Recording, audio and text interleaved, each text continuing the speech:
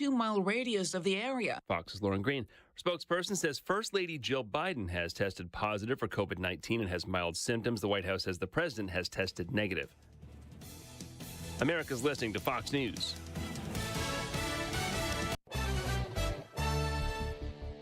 Skies are mostly clear, and right now 80 degrees at 5:02 on AM 560. The Answer. Good morning. I'm Mike Scott. A power outage impacting the Gold Coast. ComEd is on the scene repairing a transformer problem, with power expected to be restored around 8 a.m. Another transformer problem is impacting Evanston, with around 100 customers just north of Indian Boundary Park overnight, with restoration expected this morning. Charges are pending after a man shot a suspected home invader on Chicago's northwest side. Police say the man was in his home yesterday in the 2100 block of North Meade when an unknown person entered without permission. The man fired in the direction of the offender, hitting him twice in the chest. The offender fled, discovered a short distance later before being taken to a nearby hospital.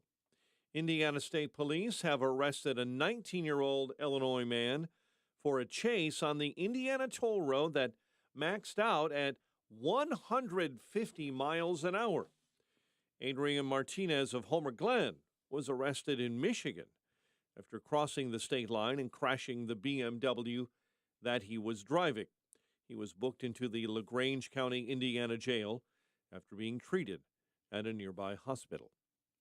Police say they plan to pursue additional charges against a man accused of beating a woman and choking her with a zip tie during a carjacking in Harwood Heights last Wednesday. Court documents allege that 24-year-old Reese Miller attacked and then strangled a 61-year-old woman while she was outside of her home early on Wednesday morning. The victim died from her injuries on Sunday. Miller is now charged with first-degree murder, aggravated vehicular hijacking. And following the woman's death on Sunday, Harwood Heights police said they plan to pursue additional charges. One teen is in critical condition after being pulled from Lake Michigan in northwest Indiana. East Chicago police say officers were called out yesterday to the Jaros Park Beach after a teen jumped off the rocks and into the water after being warned not to. The teen went under and struggled to get out. Lake County Sheriff dive team later recovered that teen unresponsive. A hostel on Chicago's near west side will be housing illegal migrants again. Nearly 200 migrants will be given shelter at the Parthenon Guest House. The Greektown hostel housed asylum seekers from the fall of 2022 until this past February. Authorities have revealed the identities of both victims of a deadly shooting over the weekend in DeWitt County. Law enforcement received a call Sunday about an active shooter in the central Illinois village of Kenny. One person was killed, another person sent to the hospital. The suspect, Jose de Jesus Munoz, remains at large. With two bills dealing on what kind of electricity Illinoisans get statewide and how they get it was vetoed by the governor. And now legislators are coming back to Springfield and expect to be busy with energy policy. AM 560's Greg Bishop this morning joins us from Springfield.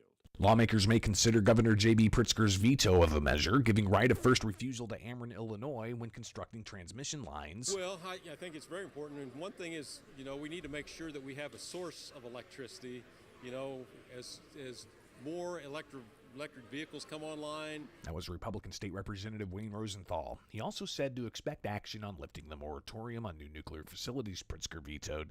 Some say the governor's policy, shifting to wind and solar power, makes the electric grid less reliable. Democratic State Representative Jay Hoffman said he hopes to move forward with allowing small modular nuclear reactors and other priorities during veto session. As we move forward, get closer to veto session, I think we'll be sitting down with the governor's office to try and determine a course of action. The 6-day session scheduled to begin October 24th. I'm Greg Bishop. A pier collapse at the University of Wisconsin's Memorial Union Terrace sent students crashing into Lake Mendota on Monday. The Wisconsin Union says the swimming area the pier was part of was not staffed by lifeguards at the time of the pier collapse. Swimmer Gabby Wilbrand. It's like all of a sudden immediate shock, and I fell, and then I felt my foot get crushed, and I was trying to swim up, but it just felt like I couldn't. University of Wisconsin police say about 80 people were on the pier at the time. UW student and swimmer Nicole Mitchell hopes they now change some rules. There was definitely too many people on the dock. I hope they put a capacity restriction on it in the future so it doesn't happen again. One person was transported to the hospital with non-life-threatening injuries. Ironically, the pier was supposed to be removed today at the end of the swimming season on Lake Mendota. Justin Steele tossed 8 scoreless innings of work. Cubs blanked the Giants 5-0. Steele solidifying his Cy Young credentials by allowing just 2 hits and striking out 12 to improve to 16-3. It feels awesome. It's one of them games you just want to pitch all day. You just want to keep going out there. And it's always fun when you have your stuff. You kind of know where your four seam's going, slider. You're able to go in and out, up, down. It was a really, really good game. Cubs have won 5 of their last 7. They now trail Milwaukee by just 2.5 games in the NL Central. Kyle Hendricks starts against San Francisco later tonight. White Sox managed just 3 hits and a 12-1 blowout loss to KC. Jesse Skoltens was charged with his 7th loss after allowing 5 runs on 9 hits. Last night, the Duke Blue Devils knocked off one of college football's top-ranked teams. Duke upset number 9 Clemson 28-7 to cap off week 1 of the regular college football season. Professionally, Bears and Packers getting set to square off for their 207th all-time meeting on Sunday. It's been a tough 3 weeks for Bears safety Jaquan Brisker, dealing with a soft tissue industry. Team head coach Matt Eberflus saying they're in wait-and-see mode until Wednesday. The news service of the MyPillow 6-pack bath towel set, well, they're back in stock. The technology makes them extremely absorbent, yet provides a soft feel. For a limited time, get 50% savings with promo code LIBERTY. A check of traffic and weather on the way next on AM 560. Brandon Tatum is confident about Trump. 4 indictment Trump championship, which is pretty much making fun of these fake indictments. Trump is going to win the championship on those. The gut feeling that I have based on the totality of circumstances is that Trump probably didn't do none of this stuff. It's all a witch hunt. They thought it would hurt his chances, and it just made him bigger and powerful. Then he's turned into the Incredible Hulk now. The Officer Tatum Show, weeknights at 7, right before Jay Sekulow at 9 on AM 560. The Answer. When this is the sound of a waterfall in nature, there's no cause for concern. But when it's the sound of water gushing through your living room ceiling because a pipe bursts inside the wall, there's reason to panic unless you pick up the phone and call 1-800-SERVPRO. Only the cleanup and restoration specialists at ServPro can help make fire and water damage like it never even happened. So make the call to 1-800-SERVPRO at the first sign of water damage. Franchises are independently owned and operated. Hi, I'm Test Director Rick from ServPro, the leader in cleaning, restoration, and construction. It's my job to make sure our pros are prepared for anything. Storm damage? Fixed. Flood damage? We're on it. Fire damage? Not anymore. Aliens? What? Aliens? We cleaned those sites a while ago. No matter the disaster, our pros will make it like it never even happened. Find out why ServPro is the #1 choice for residential and commercial restoration projects, large and small. Visit servpro.com today. Have you been struggling to find an easy, safe, and secure document scanning solution for Salesforce.com, Microsoft 365, SharePoint, or OnBase by Highland? Your struggle is now over, and it's time to get your documents and operations into the 21st century. With IoT Smart Connected Scanning, it's easy to turn physical paper into digital documents and have them directly uploaded to the cloud with IoT Smart Connected Scanning from IDT. And you don't need a degree in computing or IT to make it happen. Using QR code technology uniquely configured for your specific business, anyone can set the IoT Smart Connected Scanning device up in 5 minutes or less, saving your organization money and valuable time. Remote employees can even capture documents and send them safely and seamlessly. Organize documents efficiently and securely with IoT Smart Connected Scanning from IDT. To see a demo or to order now, go to ready4idt.com. That's ready4idt.com. Use promo code SMART and receive 10% off your order. IDT, putting paper in its place. 5:12. Let's get an update on the roads. We do that this morning, of course, in the Team Hochberg Traffic Center, and we are off and moving. Quiet start to the morning on the interior expressways. Tri-State has some road work on the exit ramp to eastbound Ogden Avenue that is starting tonight, and it will close the northbound Tri-State exit ramp to eastbound Ogden Avenue until late in October, so expect some delays there. The new traffic is a service of Blindster.com. Blindster.com offers custom-made blinds, shades, and shutters shipped to you at prices less than big box retailers. Right now, save 50% off any order during their Labor Day sale at Blindster.com. Chicago's Morning Answer with Dan and Amy starts next. AM 560 Weather Center forecast with Steve Williams. Hot and humid. It'll be partly sunny and breezy for today. The high 93. Cloudy, warm, and humid. Thunderstorm tonight, low 74. Breezy tomorrow morning, then partly sunny, warm, and humid. Thunderstorms will scatter throughout the day, high 88. I'm Steve Williams on AM 560, The Answer. 80 degrees, O'Hare, 79 Lakefront, 75 in Aurora, 75 in Lansing, and your Lake Michigan water temp this morning, 73. Your next news update, 5:30. Chicago's Morning Answers starts next on AM 560, The Answer. Hey, I'm Raquel. And I'm Babette. Here to invite you to listen to our show, Belly of the Beast, where we tackle all the hot topics and issues that you are talking about today. So join us each week for our hard-hitting, fun, informative, topical, out there radio show where we leave nothing on the table. Belly of the Beast. Heard every Saturday evening at 7, right here on AM 560, The Answer. And follow us on Facebook at Belly of the Beast IL. Balance of Nature, changing the world one life at a time. It's made a huge difference for both me and my wife. My wife and I are both educators. I'm a professor and she's a school teacher. And so, it's made a huge difference with us, the amount of energy. When you teach, you need a lot of energy, believe me, with the kids. And it's helped both of us, maintain and not burn out through the course of the year. And it's made a huge difference in how we approach our teaching, how we can get through it all every day. Call 1-800-246-8751 or go to balanceofnature.com, and for a limited time for Labor Day, get 40% off your first order as a preferred customer with free shipping and our money-back guarantee.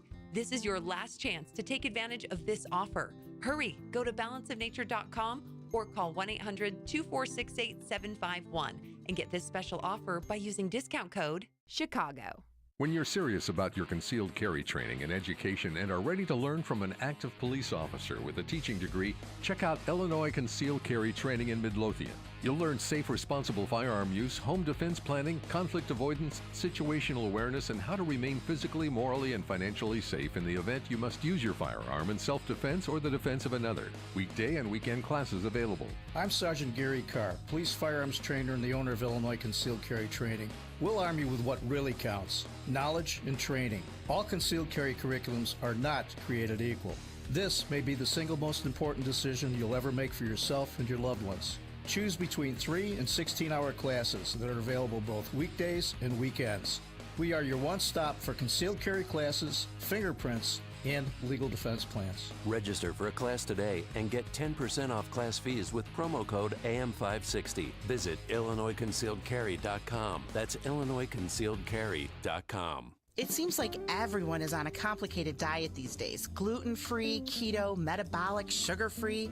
And with these diets comes special dietary protocol and food products. You can find plenty of advice on your social media sites, but you need expertise to purchase the right food items. A visit to Lil's Dietary Specialty Shop is necessary to shop the best food choices for a medical diet or health plan. Lil's Dietary Specialty Shop stocks all the hard-to-find foods you're looking for, like wheat and dairy alternatives, sugar-free baking mixes, healthy snacks, and more. There's no longer a reason to put off that diet you're supposed to be on when you have Lil's. The staff has personally researched and vetted each item in the store and has plenty of choices in stock. Lil's Dietary Specialty Shop on 111th Street in Mount Greenwood on the south side of Chicago. Stop in and shop in person or order online at lilsdietary.com and get your items shipped right to your home. lilsdietary.com. Shop, learn, and be healthy. When you're in the market to buy or sell a home, commercial property, or even vacant land, let attorney Susan J. Kim step in. She's reliable, responsive, personable, and extremely thorough when helping you deal with an otherwise stressful transaction. Attorney Kim leads with her values and is committed to providing legal services with excellence. To contact Attorney Kim, visit sjkimlaw.com. That's sjkimlaw.com. Whether it's drafting agreements, negotiating contract terms, or closing on a property, Attorney Susan J. Kim can do it all. Over 10 years of experience and her wealth of knowledge tackling complicated legal negotiations and breaking them down into a smooth, easy-to-understand process is what she does best. So let attorney Susan J. Kim step in. To schedule your legal consultation today, visit sjkimlaw.com.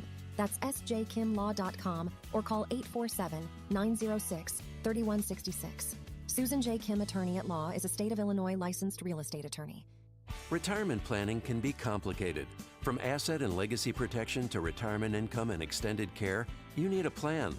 Tune in to Retirement and Income Radio, hosted by well-known Chicagoland financial educator Mark Kohler.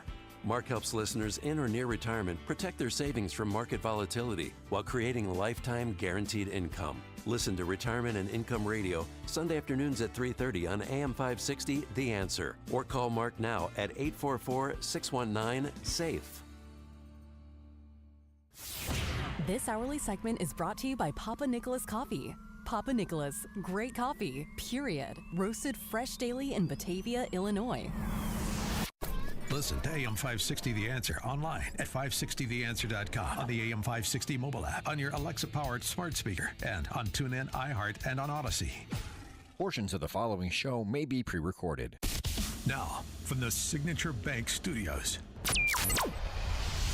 this is Chicago's Morning Answer with Dan Proft and Amy Jacobson on AM 560 The Answer.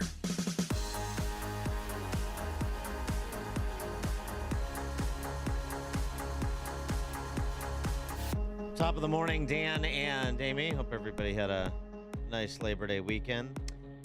We found out over Labor Day weekend that the co-mayor of the city of Chicago, CTU president, American Federation for Teachers president, Stacey Davis Gates, sends her son to a private school in Chicago, De La Salle. 312-642-5600, turnkey.pro answer line, 64636, type in DA, then a quick comment. Well, if I recall, she has 3 children, so that's her oldest son goes to De La Salle? It doesn't really matter. She sends one of her kids to De La Salle, which is a private Catholic school, and of course this is raising the specter of her rank hypocrisy. But yeah, they all send their kids to private school. I've seen, yeah. What we've cited principal we've does it? cited the statistic for a while because it's a study that dates back.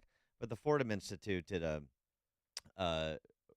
research project a while back, decade plus, that found that nearly half of CPS teachers send their kids to private schools, because it was always the question that I posed, what do they know that we don't, or that we should, and frankly that we do, about the schools in which they teach, or the schools, depending on where they live, that they would otherwise be compelled to send their children. Stacey Davis Gates makes the choice for her son, the best choice that from the choices available to her, because she has the resources, because she makes a lot of money as a union boss, to send her kid to a private school. That's fine by me. That's not the issue. The issue is not Stacey Davis Gates sending her son to a private school, and it's not her son going to a private school. It has nothing to do with her son. It has to do with the fact that she is the Praetorian Guard protecting K through 12 government schools like CPS from parents who have what ostensibly would have the same choices for their kids that she had and has for hers, isn't it? Also, I mean, her previous commentary on the topic, school choice was actually the choice of racists. It was created to avoid integrating schools with black children. Now it's the civil rights struggle of our generation. Wait, there's more. De La Salle, a Catholic school that she sends her son to, she called that a segregation academy, generally speaking. Segregation academies, call them private schools, good English, call them private schools supported by your taxpayer funds, vouchers, so your northern cousins understand better. This is after the tax credit scholarship was signed into law. The racist origins of private school vouchers, a op-ed from the Center for American Progress, which is a leftist Soros-funded organization. The Chicago Teachers Union has always fought to make big changes. Collectively, we have fought against racial and economic disparities, attempts to close and privatize our public schools, and powerful special interests, Stacey Davis Gates said in essentially a caption that adorned a picture of her and Bernie Sanders. So not a big fan of school choice. In fact, it's perpetuating the white supremacist patriarchy in America until it's time to send young Mr. Stacey Davis Gates to high school. And then De La Salle's great. 312-642-5600, turnkey.pro answer line. 64636DA, turnkey.pro text line. But I'll tell you something else that highlights is that the essentially people in charge of the Opportunity Scholarship Program, this seminal moment 6 years ago where we actually passed sensible public policy, the best public policy that's been passed in the last 30 years in Illinois. And yet it couldn't quite bring themselves to understand who they were dealing with politically. So it goes away at the end of this last legislative session this spring. And I know there's going to be an effort to resuscitate it in veto session this fall, but it's unlikely to go anywhere. I say, well, right, of course, because this is a Dem-dominated state, and so they had no choice and they had no chance. Well, I mean, yeah, it was a Republican governor who signed it into law, but it was a Dem-dominated General Assembly. You've had 6 years, and over those course of the 6 years, you did build a constituency in the tens of thousands of families and kids, by extension, who benefited from the opportunity tax, the tax credit scholarships, the opportunity scholarships. But what did they do this past session? They went to people who either believe what Stacey Davis Gates believes, or they are wholly owned subsidiaries of the union Stacey Davis Gates represents. And they said, Mother, may I?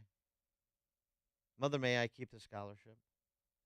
Rather than a full court press with parents out front telling the stories of their kids and what opportunity for in K through 12 has meant for their kids, rather than profiling the hypocrisy of all of these people running around crying racism and otherwise, as I said, serving as the Praetorian Guard for these failed school systems like CPS while they send their kids to Tony private schools. Rather than do any of that, they said, Mother, may I? Please let me keep this college scholarship. I promise not to make a fuss. I won't make you look bad. And what do people like Stacey Davis Gates and the politicians she owns, what do? Oh, they see that as a sign of weakness and they steamroll you, and that's exactly what happened. So there's a lesson to be learned. We can all decry the obvious hypocrisy. That's the easy part. There's a lesson to be learned about how you have to deal with these individuals, how these individuals came to dominate K through 12 education and the state of Illinois and other states similarly situated. There's a lesson to be learned here about what you have to do when you are battling in the public policy arena against people like Stacey Davis Gates. And we haven't learned it in Chicago and in Illinois. We have not learned it. Kevin in Austin, Texas, here in Chicago's Morning Answer. Good morning, guys. I don't have a beef with somebody choosing where they want to send the school. More people should have that. But I blame the people on the Gold Coast that are voting for these people to get into office. And the Republicans, or anybody who's against this, should get an advertising truck, where they drive around, they have videos on them, in the Gold Coast and expose these people, because more of it has to be said. Embarrass those voters. It's absolutely disgusting. Agreed. Thanks for the call, Kevin. Yeah, I mean, that's the point. You have got to put this between people's eyes, because otherwise they will choose willful blindness and beautiful lies every single time, as they have. And they'll have Brandon Johnson, BLM Brandon, come out front and talk about how proud he is to be a CPS parent and so on and so forth. And that's the storyline that wins the day, because that's the one that gets amplified. Well, they're not in high school yet. Trust me. They don't get into a selective enrollment school. I bet he's going to do what every single politician. Rahm sent his kids somewhere. The Obama sent their kids to the lab. Mayor Lightfoot never sent her daughter to CPS. Pritzker, right. It goes on and on. Obama, Clinton. I mean, we've done these stories for generations now. And, some states have gotten it together. Some even big metropolitan areas have gotten together. Places like Milwaukee. Thanks to Republican leadership at the state level. But it was also Democrats folding in, which is why I say, again, you can't just say, oh, it's Democrat-dominated, so we just have to surrender. Well, I mean, if you lead with surrender, they will accept your surrender. Sure. Why not? And we can do what we want, and we don't have to get any static from, the powers that be in the state. No problem. It's best of both worlds. You think they're at all bothered by their hypocrisy? Not at all. No. They flaunt it in your face. Well, I think they try to hide it, though, because she obviously didn't publicize that her son goes to De La Salle. Well, it is part of the privilege they have earned by being a dutiful Marxist. Well, this is for us, right? I mean, it is a for me, not for thee sort of situation, but that's the ruling class mentality. And these are people who have a ruling class mentality. You're surprised that they would engage in such hypocrisy? Come on. You have to get past the surprise of feigned. It has to be at this point, unless you're completely oblivious to what's happening. You have to get past that and get to, okay, so how do you approach these people? How do you depose these people politically? Those are the tougher questions, and it requires a lot more work. And, in Illinois, we're just not really willing to put in the work. And I'm talking about the Republican Party mainly here.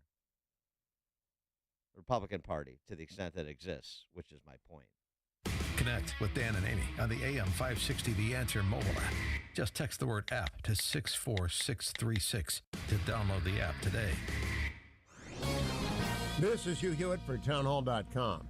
The coming trial in Georgia of former President Donald Trump and as many as 18 co-defendants will be the first trial of the century of the new millennium. The time to think about media coverage of it is now. Trial of the century is a pretty elastic phrase in the sensationalist 20th century. The question of Darwinism in the trial of John Scopes wore that mantle, as did the trial of atomic spies Julius and Ethel Rosenberg, and they were all eclipsed by the unprecedented mass coverage of the O.J. Simpson trial following the murders of Nicole Brown Simpson and Ronald Goldman. Fulton County Superior Court Judge Scott McAfee has no idea what is about to swamp him because, well, nobody does. But he could learn a lot from a phone call to retired Los Angeles Judge Lance Ito, who presided over the trial of the century that held Americans spellbound in the mid-1990s. Judge McAfee ought to give us a big and diverse set of eyes on the proceedings, credential a few writers, put them in there every day like Dominic Dunn, and we will see. I'm Hugh Hewitt. Hi, this is Randy Donnelly from Donnelly Auctions in Union, Illinois. Recently, I saved a woman from being robbed. Her husband had passed away, and some of his friends had stopped by to buy his guns. Luckily for her, she heard my commercials and decided to call me before she sold them. I'm happy to report that she received at auction over 4 times the amount she had been offered. It's a simple, easy process. Donnelly Auction holds a federal firearms license and does all the necessary paperwork to sell your guns legally at auction. And we offer free pickup. So call me before you sell them outright, because you could be leaving a fortune on the table. And you won't know until you call me at 815-923-7000 or send me an email at donnellyauctions.com. My job is to get you top dollar for your guns and military collections, so call me today at 815-923-7000. I'm Randy Donnelly, and I'll see you at the auction. AM 560, The Answer. All right, coming up on Chicago's Morning Answer. That sad little man was on CNN over the weekend trying to do some reputational rehab. 538. Now let's head straight into that newsroom and say good Tuesday morning to Mike Scott. 532, 80 degrees. And a power outage impacting the Gold Coast this morning. ComEd is on the scene repairing a transformer problem. Another transformer problem impacting Evanston. Around 100 customers in the dark north of Indian Boundary Park overnight. Restoration around 7. Around 30,000 people are still believed to be at the Burning Man Festival in the Nevada desert. Traffic finally started to trickle out of the event yesterday after heavy rains flooded the area, turning it into a mud pit. Officials with the U.S. Marshals Service say they're confident that escaped Pennsylvania murderer Danilo Cavalcante will soon be captured. Ryan Drummond says he saw Cavalcante in his home Friday night. Yes, my heart was beating fast. I think if anybody hears this, they put themselves in that situation. You know, unless you're a trained Navy SEAL, your heart's beating. Deputy Supervisor Rob Clark says they're hoping for a peaceful surrender. Nearly 24 are hurt after an SUV plows into a Denny's restaurant in Texas Monday morning. Reporter Tom Graham on the scene. 23 people are injured after a driver smashed his Jeep through the wall of a Denny's in Rosenberg, a community southwest of Houston. Police say some diners only suffered cuts and bruises, while others are severely injured. None appear to be life-threatening. The driver of the SUV was not hurt. Photos of the crash scene show the driver fully inside the Denny's with the wall demolished. Tom Graham, Fox News. Congress returning to Capitol Hill. House Republicans considering whether to pursue an impeachment inquiry into President Joe Biden. A probe into Hunter Biden's overseas business dealings is also on the agenda, and time is also running short for Congress to act on a new budget. Charges pending after a man shot a suspected home invader on Chicago's northwest side. It happened in the 2100 block of North Meade Avenue. Indiana State Police say they've arrested a 19-year-old Illinois man for a chase on the Indiana toll road of over 150 miles an hour. Adrian Martinez of Homer Glen was arrested in Michigan after crossing state lines and then crashing the vehicle he was driving. A teen is in critical condition, pulled from Lake Michigan in northwest Indiana. East Chicago police say officers were called out yesterday to Jaros Park Beach after a team jumped off the rocks and then went under.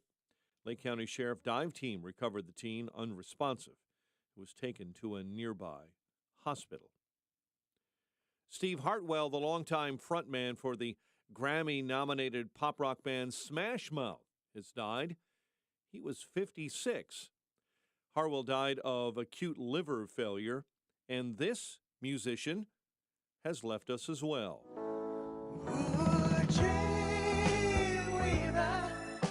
Gary Wright, dead at the age of 80, known for that mega hit in 1976, Dreamweaver. His son confirmed the news. His singer-songwriter father had been battling Parkinson's disease for about 6 years and recently developed Lewy body dementia. Justin Steele tossed 8 scoreless innings.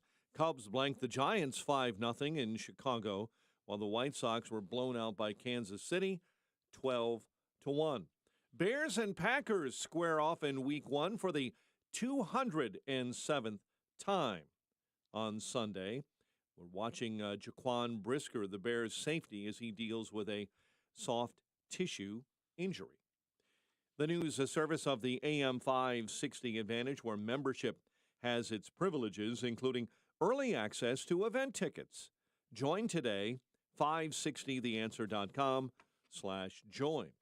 A check of traffic and weather on the way next on AM 560. Charlie Kirk sees shady business going on. And so they have this coalition called the BRICS, a bloc of 5 countries: Brazil, Russia, India, China, and South Africa. One of the things they're talking about in South Africa is the desire to strengthen their currencies and undermine the U.S. dollar, which would make us poor immediately. Poorer and poor immediately. The Charlie Kirk Show. Afternoons at 1, right before Sebastian Gorka at 3 on AM 560. The Answer. When you're serious about your concealed carry training and education and are ready to learn from an active police officer with a teaching degree, check out Illinois Concealed Carry Training in Midlothian. You'll learn safe, responsible firearm use, home defense planning, conflict avoidance, situational awareness, and how to remain physically, morally, and financially safe in the event you must use your firearm in self-defense or the defense of another. Weekday and weekend classes available. I'm Sergeant Gary Carr, police firearms trainer and the owner of Illinois Concealed Carry Training. We'll arm you with what really counts: knowledge and training. All concealed carry curriculums are not created equal. This may be the single most important decision you'll ever make for yourself and your loved ones. Choose between 3 and 16-hour classes that are available both weekdays and weekends. We are your one-stop for concealed carry classes, fingerprints, and legal defense plans. Register for a class today and get 10% off class fees with promo code AM560. Visit IllinoisConcealedCarry.com. That's IllinoisConcealedCarry.com. Are you looking for an interview podcast where you can be entertained and informed? Come check out our new podcast, America's Talking, to hear conversations with great stand-up comedians like Mark Normand. Norm made you feel smarter than him, even though he was smarter than you. As well as with leaders in the United States, like former Ambassador Andrew Bremberg. I remember the fall of the evil empire. When the wall fell, every adult I saw was crying. I'm your host, Austin Berg, and I want you to join the conversation on our new podcast, America's Talking, right now on Spotify. Are you looking for a new podcast where you can get your national news from a taxpayer's perspective? Check out the America in Focus podcast featuring the Center Square's Dan McCaleb. This jobs report, in some ways, it contradicts what I'm seeing anecdotally. And Casey Harper. And it's not just the economy. He has a 28% approval on the economy, but he also has 36% approval on foreign policy. Find America in Focus wherever you get your podcasts and subscribe. That's America in Focus, a news podcast from a taxpayer's perspective. Building owners, property managers, and chief engineers. This one's for you. Hello, this is Bruce Diedrich with Waukegan Roofing, your professional roofer. Everything starts on top. Your investment, your building, and everything in it is protected by your roof. It needs to be in good shape. That's where we can help. If it needs to be repaired or replaced, or you think it might, call us. Let's find out. Here's the number: 847-623-1625. At Waukegan Roofing, our employees are union-trained roofing professionals with OSHA safety training certifications and have thorough knowledge and expertise regarding the various roofing systems we sell, maintain, and install. We know commercial roofing systems because that's all we do. Over 110 years of doing commercial roofs. Waukegan Roofing has the slogan, roofs you can rely on. Because you can. Here's the number to call: 847-623-1625. And get the info at WaukeganRoofing.com. WaukeganRoofing.com. Angie makes it easier than ever to connect with skilled pros to get your home projects done well, from repair to remodel. Get started on the app or go to Angie.com. That's ANGI.com. 5:40 and Team Hochberg Traffic Center time. Inbound Edens at 17 already this morning. Lake Cook Road to the junction. The Kennedy stop and go inbound Austin to Montrose. The Ike accident on the exit ramp inbound right at the Tri-State Tollway. You have solid traffic from York Road to the exit ramp already this morning. Stevenson inbound at 28-355 into DuSable Lakeshore Drive. Bishop Ford stop and go brake lights 150 into the Ryan merge. Chicago's Morning Answer with Dan and Amy continues next. AM 560 Weather Center forecast. Breezy, hot and humid, clouds and sunshine, 93 today. Cloudy, warm and humid with a break of thunderstorms overnight, 74, and a stray storm tomorrow. Hot and humid, but only a high of 88. 78 right now at O'Hare. Your next news coming up at 6. Chicago's Morning Answer with Dan and Amy continues next on AM 560, The Answer. This hourly segment is sponsored by Protecting Your Assets with Steve Shyman. Listen Saturday mornings at 8. Learn more at willsave.com. Listen to AM 560 The Answer online at 560theanswer.com, on the AM 560 mobile app, on your Alexa-powered smart speaker, and on TuneIn, iHeart, and on Odyssey. Now, from the Signature Bank Studios, this is Chicago's Morning Answer with Dan Proft and Amy Jacobson. Only the biggest stories, only the biggest guests, and only the biggest opinions. This is AM 560, The Answer.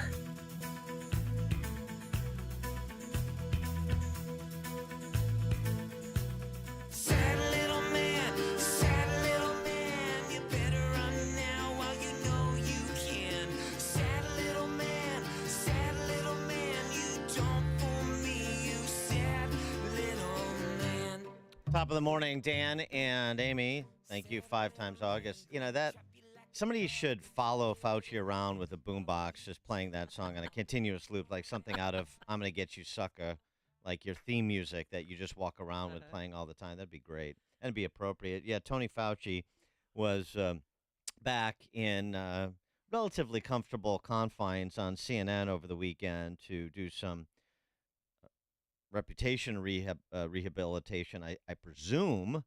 I mean, I know he likes to be on TV, too. I know he likes the notoriety. But certainly he got pushed more by Michael Smerconish than he normally gets pushed on CNN and MSNBC about some of his edicts on mitigations like masks. And, of course, in case you didn't know, we're now under the threat of the Parola variant.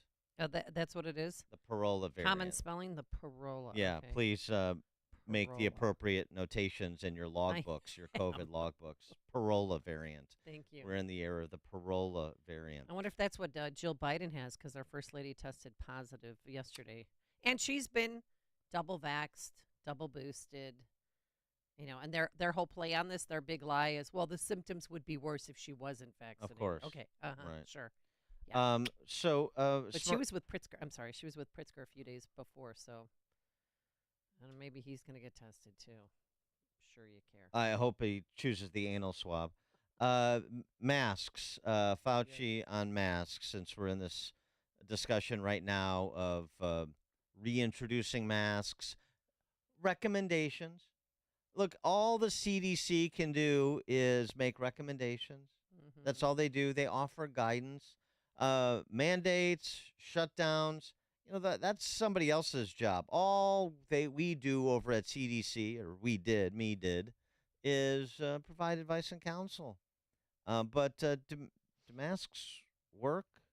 Because you said they didn't work, and then you said they did work, and that they were, you know, this first line of defense, and then there's all these studies that say they don't really have much of an impact. So can you do some Fauci-splaining for us? CDC doesn't mandate anything. I mean, recommends that people wear masks. I would hope that they abide by the recommendation and take into account the risk to themselves and to their families. And again, we're not talking about forcing anybody to do anything. Totally understood. There is a perception out there by many, how many I don't know, that they don't work and that the data concludes that they didn't work in the first go-round. Respond to that on masks. Yeah, well, that's not so. I mean, when you're talking about at the population level, that the data are less strong than knowing that if you look on a situation as an individual protecting themselves or protecting them from spreading it, there's no doubt that masks work. Different studies give different percentages of advantage of wearing it, but there's no doubt that the weight of the studies, and there have been many studies, indicate the benefit of wearing masks. Huh. Okay. 312-642-5600 is our turnkey.pro answer line. You could also reach us all morning long on that text line, 64636. Type in DA, then a quick comment. So let me understand this. And look, I'm not an epidemiologist. Nor do you play one on TV. But I do have some grounding in logic. So you're telling me the science is this. The masks don't work individually, but they work on volume. They don't work for the individual, but when taken collectively, all of those individuals wearing masks, that's when they work. How does that work? Well, haven't you heard the old, the reason why masks didn't work is because not everyone decided to wear them. That's what I heard a lot. They don't work individually. Right. He just more or less conceded. This is like that old Saturday Night Live skit, The Bank That Makes Change. Yeah, we could. You give me $1, we can give you 4 quarters. We can give you 10 dimes. We can give you 20 nickels. Oh, it's what we do. How do you make money? On volume. I don't. But on volume, masks work. In mass, masks work. Individually, they don't. Huh? By the way, those generic studies that he referenced, Smirkanish, I'm grading on a curve because it's CNN, so it was nice that he brought up this Cochrane meta study that we're about to hear and that we talked about last week with John Tierney over at City Journal. But no, doctor, tell me what studies? What studies do you rely on? And what's the methodology of those studies? And please compare and contrast the methodology of the studies you rely on to draw your conclusion versus, for example, this Cochrane meta-study, which concluded something very different. The most rigorous and comprehensive analysis of scientific studies conducted on the efficacy of masks for reducing the spread of respiratory illness, including COVID-19, was published last month. Its conclusions, said Tom Jefferson, the Oxford epidemiologist who is the lead author, were unambiguous. There is just no evidence that masks, make any difference, he told the journalist Mayan Damasi, full stop. But wait, hold on. What about the N95 masks as opposed to the lower quality surgical or cloth masks? Makes no difference. None of it, he said. Well, what about the studies that initially persuaded policymakers to impose mask mandates? They were convinced by non-randomized studies, flawed observational studies. How do we get beyond that finding of that particular review? Yeah, but there are other studies, Michael, that show at an individual level, for talking about the effect on the epidemic or the pandemic as a whole, the data are less strong. But when you talk about as an individual basis of someone protecting themselves or protecting themselves from spreading it to others, there's no doubt that there are many studies that show that there is an advantage. When you took at the broad population level, like the Cochrane study, the data are less firm with regard to the effect on the overall pandemic. But we're not talking about that. We're talking about an individual's effect on their own safety. That's a bit different than the broad population level. Right. So he just repeats it, and then he doesn't get challenged on the generic studies he's referring to, the studies he's referring to generically, better said. Look, so they move on. Yeah, and he's never going to apologize. He's never going to even acknowledge the other studies that say different from what his belief is. Well, of course, and remember, this is the two-step that the politicians and the Faucis of the world were doing during COVID, and so they're doing, during the height of it, and so they're doing it again now. You got a glimpse of it when he started off with the, look, we don't mandate anything. Mask mandates, you'll have to talk to another department. I'm not in the mandate department. I'm in the advice and counsel department. So many more people are wearing masks, too. I just flew, and I'm telling you, it was like 10% of the airport, and 10% of the people on the plane had masks on. Well, of course, because they're cranking up the propaganda machine about this, and they're having Tony Fauci go on TV and say that masks work and so on and so forth, and you should follow the CDC guidance. But the two-step, right, is Tony Fauci saying, I don't mandate anything. And the politicians say, I'm not a doctor. Yeah. I'm not an epidemiologist. I rely on the advice and counsel of people like Tony Fauci. So nobody's responsible. Still, to this day, it worked for the last 3 years. Why would they stop now? Well, yeah, I mean, mandating I don't think is going to happen. There may be local mandates, Michael, and people keep thinking that the federal government is going to mandate that you wear a mask. That's not going to happen, but there may be individual institutions, organizations that are going to say, if you want to come to work, you've got to wear a mask. There's nothing that the federal government can do about that if people want to do it locally. I think people need to realize it is extremely unlikely that you're going to see a mandate, for example, from the CDC, which has no authority to mandate anything with regard to masks. They can only recommend it. Right. They're in the recommendation business. Now, of course, when the politicians say we're doing this based on the recommendation, they have clean hands. And the politicians have clean hands because this is not my area of expertise. That's why, hey, I have these experts. Oh, of course, the federal government never mandate masks. It's really more of a state and local thing, except, for example, flying or using federal transportation, trains as well, and so forth. Wear a mask. In federal buildings. Remember how many people got kicked off planes and their little kids, too, because they couldn't keep their masks on their child? So it's certainly possible that he's right. In fact, I think it's likely that he's right. But how do you get this entire culture?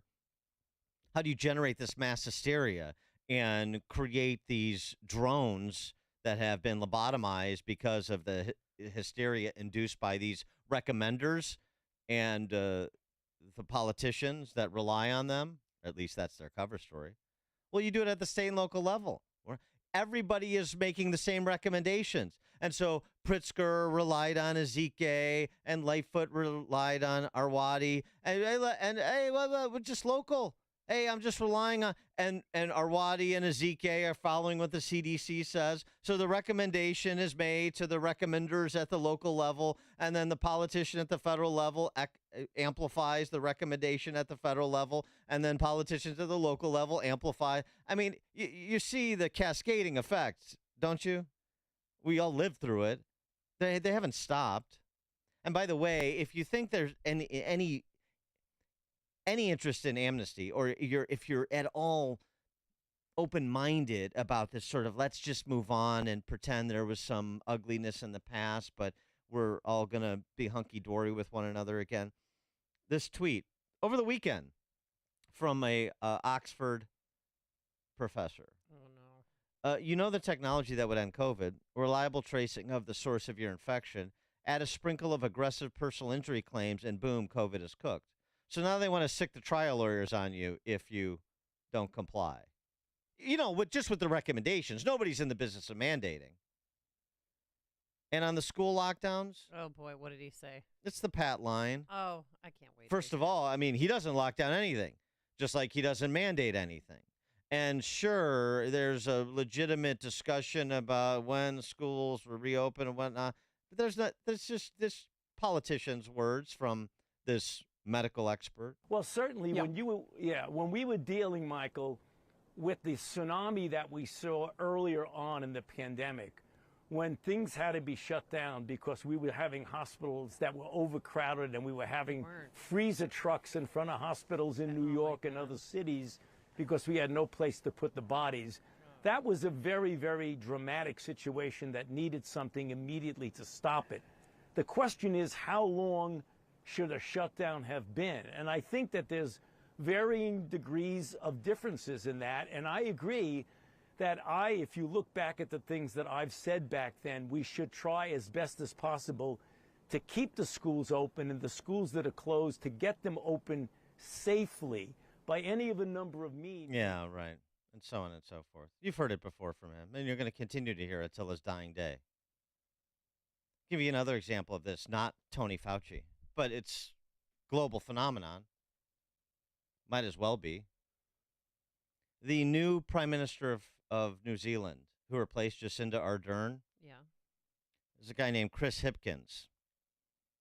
Listen to what he said about the vaccine mandate in New Zealand, which was one of the most aggressive, I mean, right there with Australia, one of the most aggressive lockdown mandate countries. Listen to Chris Hipkins now when he's asked about the harm that was caused from those policies.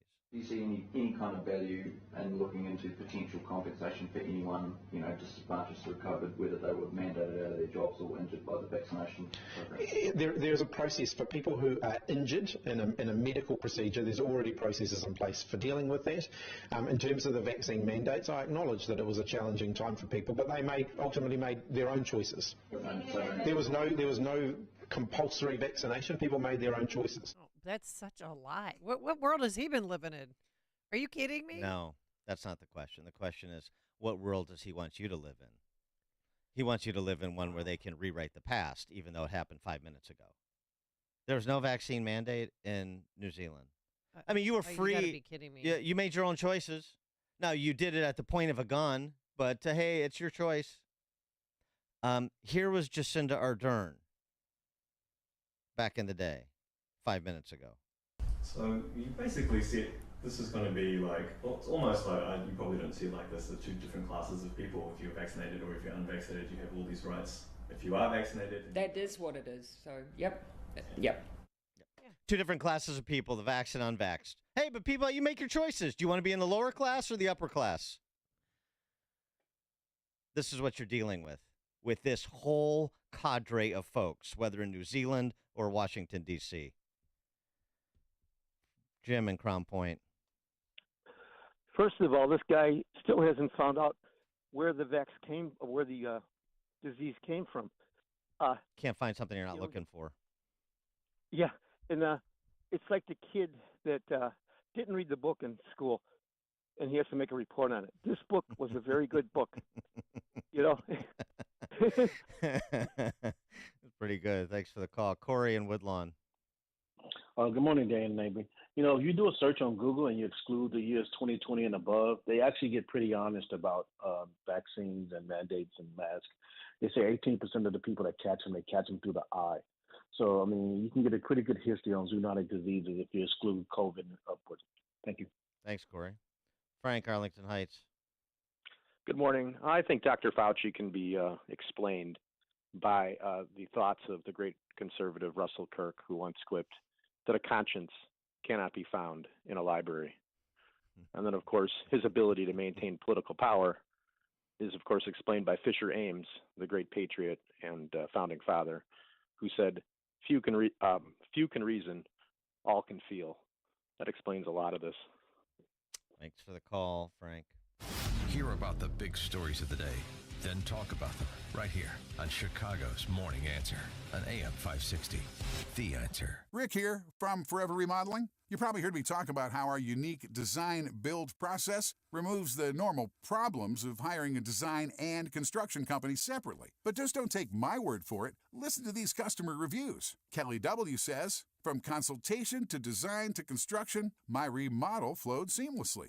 Adity J says, we were thrilled to have a full-service remodeling firm take all the guesswork out of our project. And Caesar V says, Forever Remodeling made what could have been a very stressful project extremely easy for us. They finished on time and did amazing work.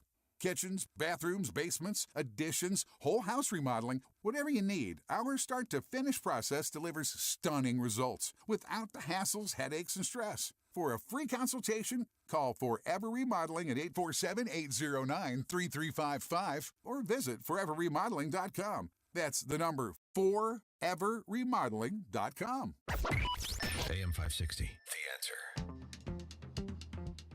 All right, coming up on Chicago's Morning Answer. At 6:06, the kids are back in school, and that means they're in danger. We'll have a review at 6:06. Now, let's head into the newsroom. Here's Mike Scott. A Chicago alderman denies a Northside beach is a nude beach. A swimming pier collapses at the University of Wisconsin. And Steele and the Cubs blank the Giants. WIND Chicago News Time, 6. A slow slog out of the desert. I'm Chris Foster, Fox News. A lot of muddy people are making their way home after a couple of extra days stuck at the annual Burning Man event in Nevada on roads now open and dry enough to use. Monsoon rains on Friday and through the weekend led to flash flooding, closing roads around Burning Man. And the Pershing County Sheriff's Office confirmed that they're investigating one death that was reported during the rain event. Officials haven't provided many details about the death, but said the victim's family has been notified. Organizers say that mobile cell trailers have been placed around around the event to boost cell signal. Sanitation trucks are now running to ensure portable toilets are clean and that the contracted firefighters and EMS workers will now remain on site for 2 extra days. Fox Weather's Max Gordon. There's intelligence that North Korean leader Kim Jong-un plans to travel to Russia this month to discuss supplying weapons for Russia's war with Ukraine. These potential talks come not long after the Russian foreign minister attempted to get North Korea to sell artillery to Russia. U.S. officials are urging Kim's government to stand by a pledge to not give Russia ammunition to sustain its war. Fox's Gernal Scott. First Lady Joe Biden said he'd be experiencing mild COVID-19 symptoms, testing positive at the end of the 3-day weekend. She did not return to the White House from Delaware with President Biden, who was tested negative and will continue to be tested. Monday afternoon, the president spoke to union sheet metal workers in Philadelphia at a Labor Day event where he courted union support and said his economic policies are working, citing lower inflation rates and job growth. The president is scheduled to leave for the G20 summit in India on Thursday. Kevin Uretsky, Fox News. And today, President Biden scheduled to award the Medal of Honor to Vietnam veteran Captain Larry L. Taylor from Tennessee. August recess is over for the Senate. Congress has until the end of the month to work out a deal to avoid a partial government shutdown. America's listening to Fox News. 78 degrees at 6:02 on AM 560. The Answer. Good morning. I'm Mike Scott. Power outage impacting the Gold Coast. ComEd on the scene. Transformer trouble there, and transformer trouble this morning in the heat. In Evanston, around 100 customers impacted north of Indian Boundary Park overnight. Charges are pending after a man shot a suspected home invader on Chicago's northwest side. It happened in the 2100 block of North Mead. The man fired in the direction of the offender, hitting him twice. The offender fled and was discovered a short distance away. A teen has died after going missing in the water at a northwest Indiana beach on Monday afternoon. The state's Department of Natural Resources say they were dispatched along with East Chicago police to Jarosh Park Beach around 4:30 in the afternoon. Witnesses told police a teen jumped off the rocks and into Lake Michigan after being asked by marina employees not to do so. A hostel on Chicago's near west side will be housing illegal migrants again. Nearly 200 will be given shelter at the Parthenon guest house. The Greektown hostel housed asylum seekers from the fall of 2022 until this past February. A Chicago alderwoman is denying that a beach in her ward is a nude beach. 49th Ward Alderman Maria Hedden posted on social media that someone installed a nude beach sign at Loyola Beach. She says it wasn't an official Park District sign. It's been removed, adding that at least some clothing is required at all city beaches. Justin Steele tossed 8 scoreless innings of work. Cubs over the Giants 5-0 in Chicago. That was a great pitching matchup in general, but that's who he's been for us. So good, attacking the strike zone. Jan even said that's as good as he was locating today. Skipper David Ross, Cubs have won 5 of 7, now trail Milwaukee by just 2.5 games in the NL Central. Sox blown out in Kansas City. Bears and Packers getting set to square off on Sunday. Bears are waiting on injury news for safety Jaquan Brisker. The news service of the Pride stores with 17 locations throughout Chicagoland that include Taco Urbano or Urban Counter restaurants. Stop by their newest location, the Pride of Kane County in St. Charles, on the corner of Kirk and Main. The Pride stores, not your typical convenience store. And a check of traffic and weather on the way next on AM 560. Gas prices are still too high, and AM 560 and the Pride stores want to help ease your pain at the pump. Every Thursday morning in September, we're giving away $50 gift cards from the Pride stores to the first 56 customers who pump at least 5 gallons of gas between 7 and 8 a.m. at a specially selected location. To find out where, listen to Chicago's Morning Answer at 6:30 a.m. on Thursday morning. Then show up, fill up, and you could win a $50 gift card, courtesy of the Pride stores at AM 560. The Answer. want your child to come back from school hating God, America, and you? If the answer is no, the solution is St. John's Lutheran School in Lombard. I am the man, Cal. Look, I'm a Christian guy with 2 daughters out in this world, and it can get very scary. St. John's Lutheran School Lombard is the only school in all of Illinois that offers the Hillsdale College curriculum for kindergarten through 8th grade. It's a game changer, a nurturing environment with a Christian faith, traditional values, and critical thinking that teaches kids to think for themselves, not what to think. What a great thing to do for your child or grandchild. Strong academics with the Hillsdale curriculum and strong character.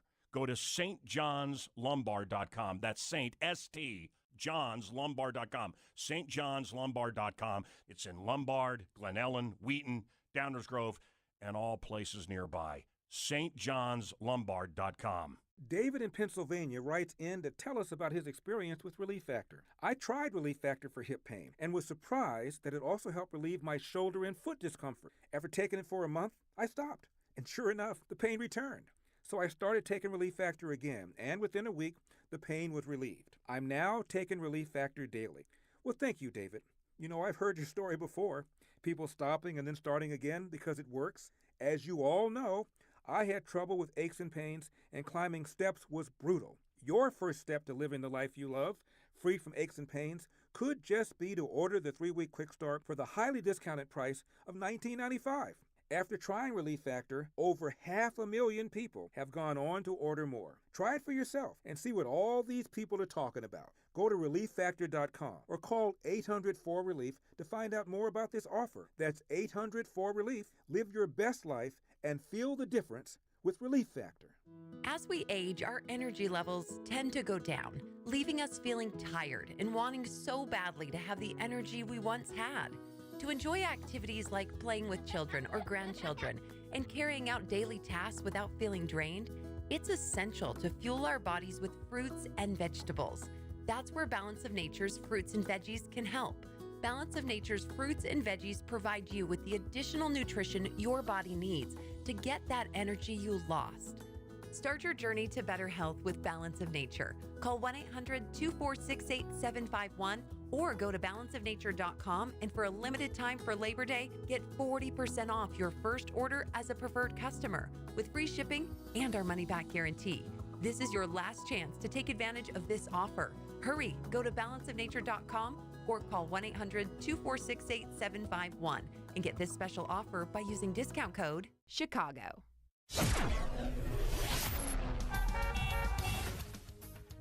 .608, Team Hochberg Traffic Center time. Eden's at 20 minutes, Lake Cook Road to the junction. 29 on the inbound Kennedy, O'Hare to the Burns Circle interchange. The Ike has an accident on the exit ramp inbound to the Tri-State. Ike outbound, left lane blocked due to debris this morning. That's outbound between York and Church Road. Stevenson, 30 minutes from 355 into DuSable Lakeshore Drive. Tri-State Tollway jammed up southbound St. Charles to the Eisenhower Expressway. And we're watching delays develop on the Reagan this morning eastbound between Roosevelt and the Tri-State. Chicago's Morning Answer with Dan and Amy continues next. AM 560 Weather Center forecast with Steve Williams. Hot and humid. It'll be partly sunny and breezy for today. The high 93. Cloudy, warm, and humid. Thunderstorm tonight, low 74. Breezy tomorrow morning, then partly sunny, warm, and humid. Thunderstorms will scatter throughout the day, high 88. I'm Steve Williams on AM 560, The Answer. 77 at O'Hare, 78 Lakefront. Your next news update, 6:30. Chicago's Morning Answer continues next on AM 560, The Answer. This hourly segment is brought to you by ServPro, the #1 choice in cleanup and restoration. Visit servpro.com. Listen to AM 560 The Answer online at 560theanswer.com, on the AM 560 mobile app, on your Alexa-powered smart speaker, and on TuneIn, iHeart, and on Odyssey. Now, from the Signature Bank Studios, this is Chicago's Morning Answer with Dan Proft and Amy Jacobson on AM 560, The Answer.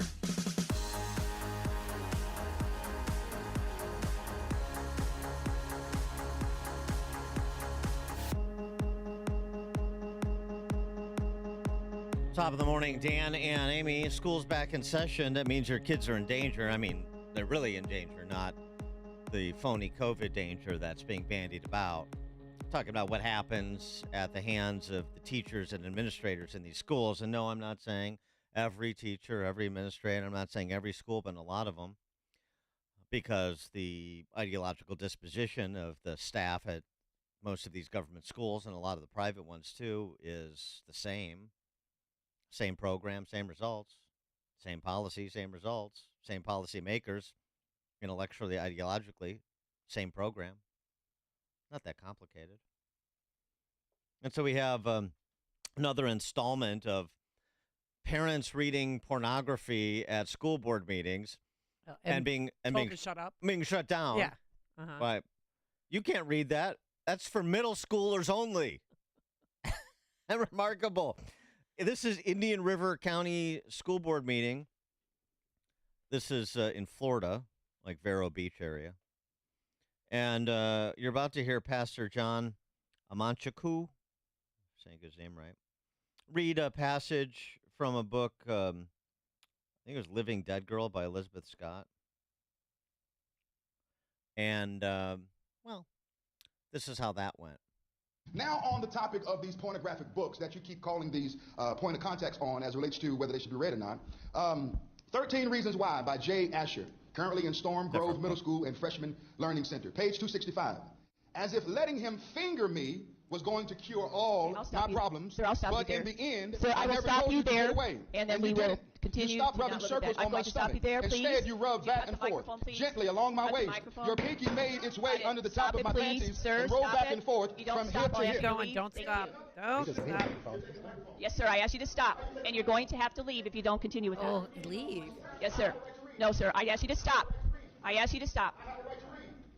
Sir, if you don't, sir, I'm asking you to stop. If you don't do it, we're going to have you removed. Thank you. Please. I've asked you to stop. Yes, sir, I've asked you to stop. Sir, I'm asking you to stop. Yes. And when I stop, it's removed. And I've asked you to stop, so they were removed. Okay, sir. Mr. Teskey, would you remove him, please? 3 warnings. 3 warnings. I've asked you, please, to remove. Yes, sir. Yes, sir. Because you won't stop. You won't stop. I've asked you to stop. Allow the world to see me removed for reading the pornographic books. Okay, sir. I just said I've stopped you from reading. It's going to be removed, so I'm going to ask you to go. This is not right. Well, it's not right that you're not listening. Am I right? Yes. Sir, he needs to be removed. You need to be removed. Thank you. Thank you very much. I appreciate it. Thank you very much. Thank you very much. Thank you very much. Can't handle it, huh? 312-642-5600, turnkey.pro answer line, 64636DA, turnkey.pro text line. That's what it's going to take. They're not stopping these books, and their representation as part of the curriculum has, in most of these schools, has not changed. Has not changed. Some schools it has, but it requires eternal vigilance. Even if you get one book removed or taken off of the reading list for English class, as soon as you turn your head, they're right back at it. Personnel is policy. Kenosha. I mean, but by the way, before we get to that, I mean, again, this is a pastor in the community. Right. He's He gets thrown not an out. antagonist. He gets thrown out of a meeting for reading a book that those school board members have green lighted by commission or omission to be part of what middle schoolers have access to in the Indian River County schools. It's a book that's on their shelves. That's open for people to read. So the man of the cloth is the bad guy in this story. You're supposed to believe. Kenosha Unified School District, that's just north of the Cheddar Curtain there, don't you know? Libs of TikTok on the case here. This is one of the standards, too. 13 Reasons Why, which was referred to by the pastor. Living Dead Girl. This book is gay. What, gender queer on there? Well, That's disgusting. This book is gay teaches students, just a little refresher since the kids are back in school. So when you see or hear about this, this book is gay teaches students how to have gay sex, how to use a gay sex hookup app to meet with others. It also includes guide to sex kinks and fetishes such as peeing on each other or defecating and eating it. Oh, was the author the dean at Francis Parker by any chance? Yeah. No, I don't know about if they do any sex toys. Yeah, I mean, probably. Why not? This is all documented too. They've got screenshots and substantiation that it's in these schools. Let's Talk About is a guide to watching porn online and using sex toys with extreme graphic depictions of sex. So it's not so much the physical sex toys in class, I guess, at Kenosha. They're just in the phase of video instructionals. Mm-hmm. The chief comms officer for the Kenosha School District responded. The staff use selection and deselection guidelines to evaluate the library collection on a regular basis. Oh, well, great. Well, and these pass muster. Got it. At this point, they can deem titles no longer meet the needs of their school community and process books accordingly. So they do this routinely, because they're on top of their job. They're competent people. There's a process. They've got a selection and deselection guidelines. They put a lot of thought into this. And also, at any point, the committee that evaluates the materials for the schools can deem titles no longer meet the needs of the school community and process books accordingly. Well, then apparently these selections meet the needs of the school community in Kenosha. I'm sure they do. John in Naperville, you're on Chicago's Morning Answer. Yeah, there's laws against distributing pornographic material to children. If I went on a park in Naperville, Winnetka, and started reading this to children, I'd be arrested in a heartbeat. Why don't we get the Attorney General from Florida or Georgia to come up here and press a RICO statute case against all these people that are distributing this pornographic material? Yeah, thanks. Be for the sure call, to wear John. a trench coat too. Yeah. School in Oklahoma. Yeah. Oh, you think this is just happening in these lunatic urban centers? No. If you've listened to this show long enough, you would know better. It's everywhere. This is an intellectual virus. A school in Oklahoma is defending a decision to hire a drag queen previously arrested for possessing kiddie porn as its principal.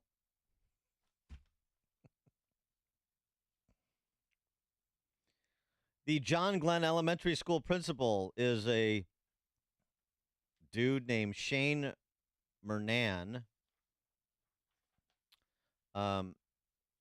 who in 2001 was found to have child pornography on his computer, and he was arrested for possessing pornographic images. He lost his job as an elementary teacher after the incident, but his record was expunged, and he went back to work. And is now a principal at an elementary school? Yay. You don't believe in second chances? No, not for pedophiles. I do not.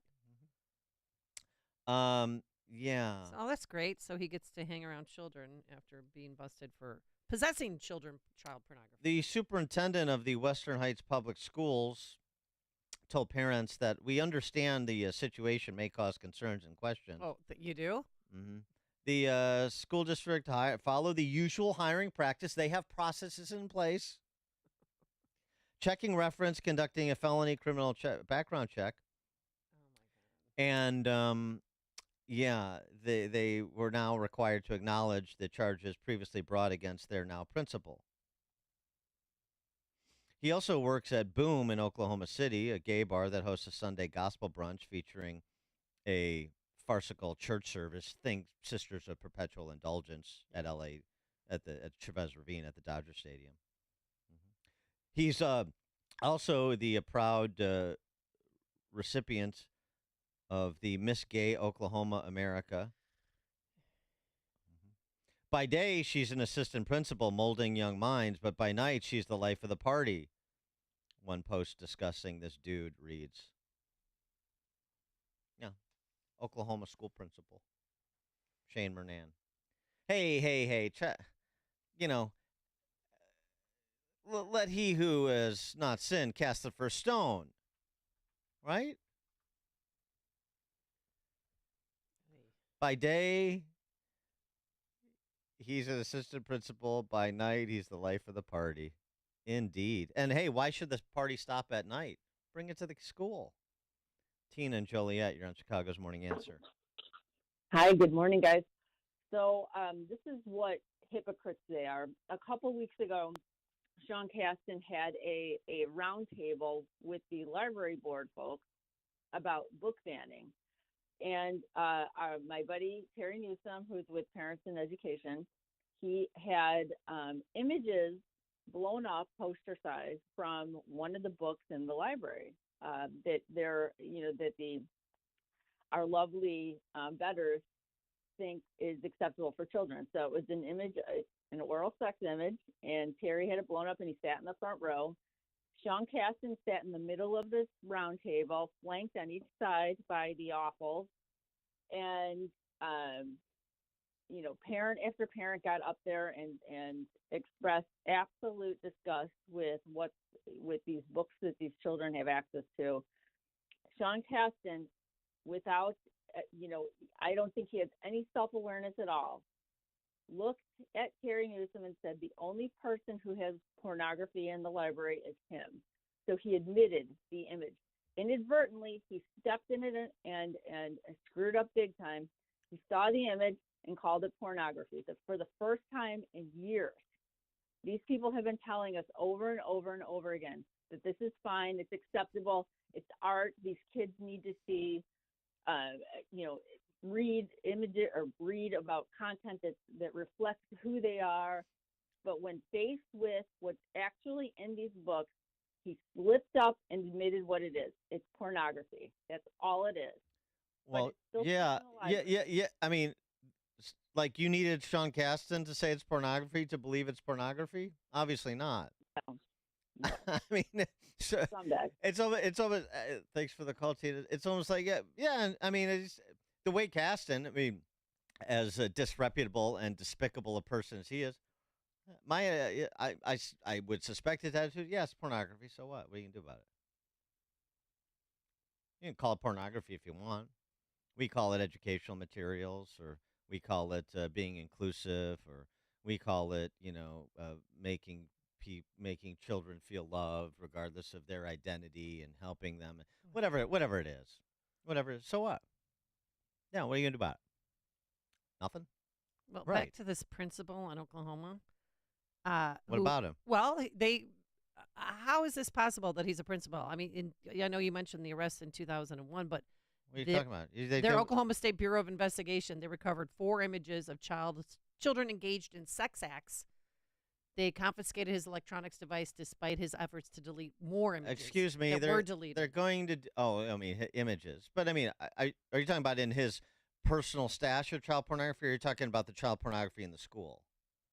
I'm Which talking one? His personal staff. Oh, I mean, okay, he has 'cause access confusing. to 400 students pre-K through 4th grade. Yeah. So. How the heck do they let What are you talking about? They become a principal? The who's superintendent previously said arrested for they child went porn? through they went through the normal hiring practices. That's all you need to know. What are you saying? That a man pretending to be a woman shouldn't be a school principal? Elementary school principal? Is that what you're saying? Well, I'm saying somebody previously arrested for child porn should be nowhere near children. Are you do you think that a man pretending to be a woman should be an elementary school principal? No, I don't either. But for me, the worst part is that he was arrested for yeah. having child porn with kids engaged in sex acts. Hey, everybody makes mistakes.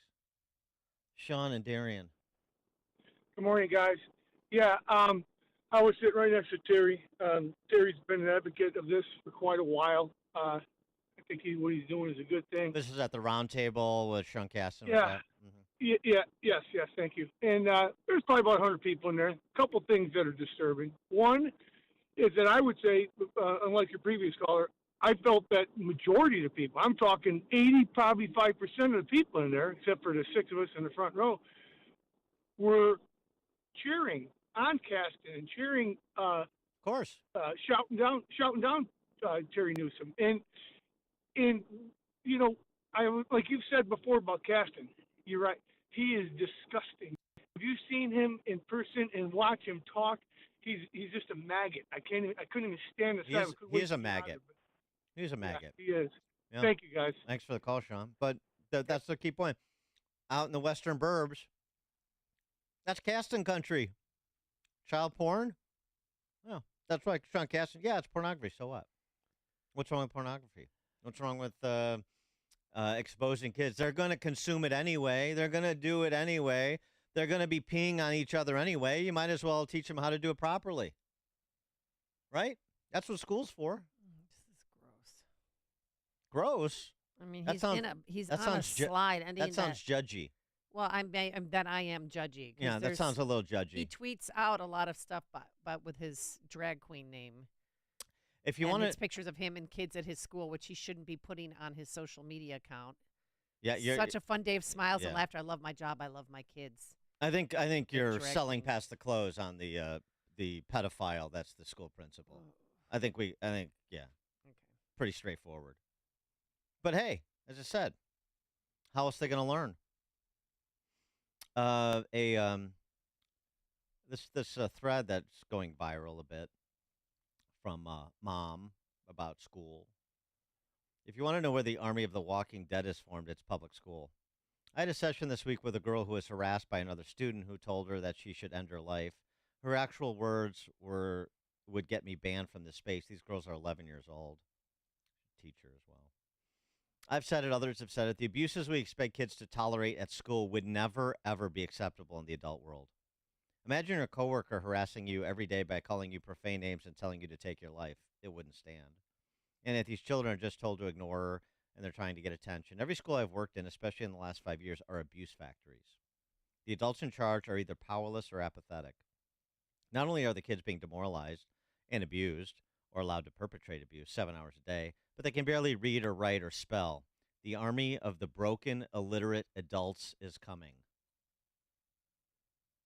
You're listening to Chicago's Morning Answer with Dan Proft and Amy Jacobson on AM 560.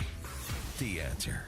A storm is on the horizon, and you need to keep the lights on no matter what. Your business relies on the power being on 24/7. It's the lifeblood of your data and computer systems. Weather-related outages from the power company are not acceptable. Your need for a source of power that's reliable 24/7, along with round-the-clock service that can dispatch technicians to your site immediately, is mission critical. Your business needs Charles Equipment Energy Systems on speed dial. These are the big boys, not residential or solar, but reliable industrial generators for emergency backup or events. When you need more than a 100-foot extension cord plugged into a small engine generator, call Charles Equipment Energy Systems. They keep the lights on with rental generators for job sites or power outages. A storm is on the horizon. Plan ahead. Call now to prepare generators for storms and potential power outages. Call 630-834-6000, 630-834-6000, or charlesequipment.com. Do you really want to take shots the rest of your life just to lose weight? NJ Diet's typical results are twice as fast as weight loss injections without any of the side effects. Plus, you learn proper portion control and develop healthy eating habits for the rest of your life. By the end of NJ Diet's 40-day program, you will lose 20 to 40 plus pounds, contractually guaranteed. You will lose the weight and keep it off the natural way. NJ Diet uses your hair, saliva, and blood work along with scans to personalize natural solutions and supplements that get your body into the fat-burning zone. Then, NJ Diet uses your DNA info to help you keep the weight off. Locations locally in Skokie and Oakbrook, or available with live online video consultations. Don't take shots the rest of your life. Lose weight quickly the natural way with NJ Diet. Call 855-5-NJ-DIET or schedule your consult today at njdiet.com. That's njdiet.com. Hi, folks. Dennis Prager here. You've probably been hearing my colleagues and me talking about investing with Wirepoints for a while now. You may have some questions, so let's review. It's true. You can earn up to a 10.25% fixed rate of return that is not correlated to the stock market or the Fed. You can turn your income on or off, compound it, whatever you choose, and there are absolutely no fees. There is no attack on principal if you ever need your money back, and you'll get your monthly statement with no surprises. Just go to investwirefi.com. That's invest, the letter Y, then refi, REFY.com. Or call 888-YREFI-24. Folks, this is a solid investment that actually helps people. Just go to investwirefi.com or call 888-YREFI-24 and tell them Dennis Prager sent you. AM 560, The Answer. All right, coming up on Chicago's Morning Answer. The elders of River Forest have spoken. Do not use the P word around them. Don't use that P word in River Forest, 636. I'm going to be racking my brain to see what P word that is. But now let's head into the newsroom. Here is the one and only Mike Scott. Good morning, Mike. Amy and Dan, 631, 77 degrees. Some power outages impacting the area. One in the Gold Coast being repaired, a transformer problem there, and a transformer problem being repaired in Evanston this morning. About 30,000 people are believed to be still locked at Burning Man, the festival in the Nevada desert. Fox's Tanya J. Powers has the reason why. Burning Man event organizers say they expect a lot of people who were stranded there by rain over the weekend to leave today, even before tonight's burning of a wooden man-like figure that marks the culmination of the 9-day event. It was initially supposed to happen on Saturday and has been postponed twice. More than half an inch to an inch of rain fell on the festival site in the Nevada desert on Friday, followed by more on Saturday and Sunday, causing organizers to close roads to vehicles after a death was reported. Some left the area on foot, walking for miles to the nearest town. Celebrity DJ Diplo and comedian Chris Rock were two of them, making it 6 miles before being picked up by a fan in a truck. Tanya J. Powers, Fox News. Attorney General Ken Paxton's impeachment trial gets underway this morning. In the Senate chamber of the Texas Capitol, the lieutenant governor there, Dan Patrick, will preside as judge. Officials with the U.S. Marshals Service say they're confident that escaped Pennsylvania murderer Danilo Cavalcante will soon be captured. Ryan Drummond saw the man in his home Friday night. Yes, my heart was beating fast. I think if anybody hears this, they put themselves in that situation, you know, unless you're a trained Navy SEAL, your heart's beating. Cavalcante has been on the run for nearly a week. Nurses at St. Louis University's hospital system have voted to strike. If necessary, they say they want a new contract that focuses on safety. They're working more hours and forced to take on more patients. Charges are pending after a man shot a suspected home invader on Chicago's northwest side. It happened in the 2100 block of North Meade. The offender was hit by the gunfire, fled, and was discovered a short distance later before being taken to the hospital. A teen has died after going missing in the waters of Lake Michigan at a northwest Indiana beach Monday afternoon. The state's Department of Natural Resources says they were called out along with East Chicago police to Jaros Park Beach around 4:30. Witnesses say it was a teen that jumped off the rocks and into Lake Michigan after being asked by marina employees not to do so. A pier collapse at the University of Wisconsin's Memorial Union Terrace sent students crashing into Lake Mendota on Monday. The Wisconsin Union saying the swimming area by the pier was not staffed by lifeguards at the time of that pier collapse. There was definitely too many people on the dock. I hope they put a capacity restriction on it in the future so it doesn't happen again. University of Wisconsin police say about 60 to 80 people were on that pier. The pier was supposed to be removed today at the end of the swim season. Justin Steele, 8 scoreless innings of work. Cubs blank the Giants 5-0. White Sox blown out by Kansas City 12-1. And the Bears getting set for the Packers for the 207th time on Sunday. The news service of the daily podcast of Chicago's Morning Answer in the Sean Thompson Show.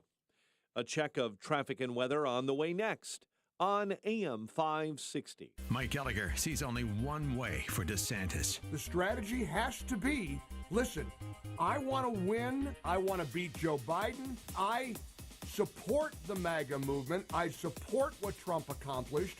I support his ideology. I just don't think he can win, but I can. That's the only way Ron DeSantis is going to be the nominee. The Mike Gallagher Show. Weekdays at 9, right before Dennis Prager at 11 on AM 560. The Answer. Balance of Nature. Changing the world one life at a time. It's made a huge difference for both me and my wife. My wife and I are both educators. I'm a professor and she's a school teacher. And so, it's made a huge difference with us, the amount of energy. When you teach, you need a lot of energy, believe me, with the kids. And it's helped both of us, maintain and not burn out through the course of the year. And it's made a huge difference in how we approach our teaching, how we can get through it all every day. Call 1-800-246-8751 or go to balanceofnature.com, and for a limited time for Labor Day, get 40% off your first order as a preferred customer with free shipping and our money-back guarantee. This is your last chance to take advantage of this offer. Hurry, go to balanceofnature.com or call 1-800-246-8751 and get this special offer by using discount code CHICAGO. Barbecue bags and brews sound great right about now. But are you really ready to entertain on that dirty, oil-stained driveway or patio? No oil stain removal is too big or too small for Cabino Environmental. Whether you're a homeowner or a business owner, you can use Cabino Oil Stain Remover. It's a safe, effective, and powerful oil stain lifting formula. This is not the same stuff you buy at the big box store. This is a concentrated, all-natural stain lifter that goes deep into the concrete or brick for superior cleaning. Simply pour it on the soiled area, let it dry, and then brush away. Start your cleanup at CabinoEnvironmental.com.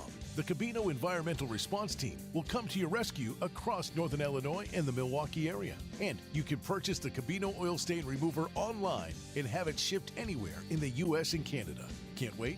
Cabino Oil Stain Remover is also now available at your local Rental Max. Relief Factor, pain relief that's natural, pain relief that works, and pain relief that attacks the source of the pain.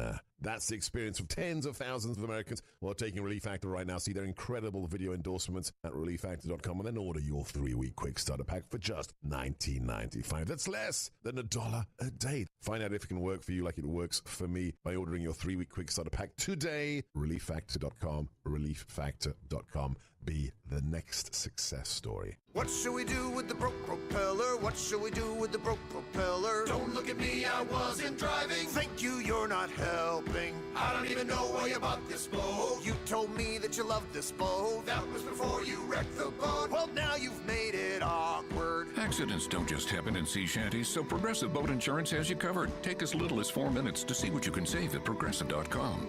Progressive Casualty Insurance Company and affiliates. Covered subject to policy terms and not available for all boats or in all situations.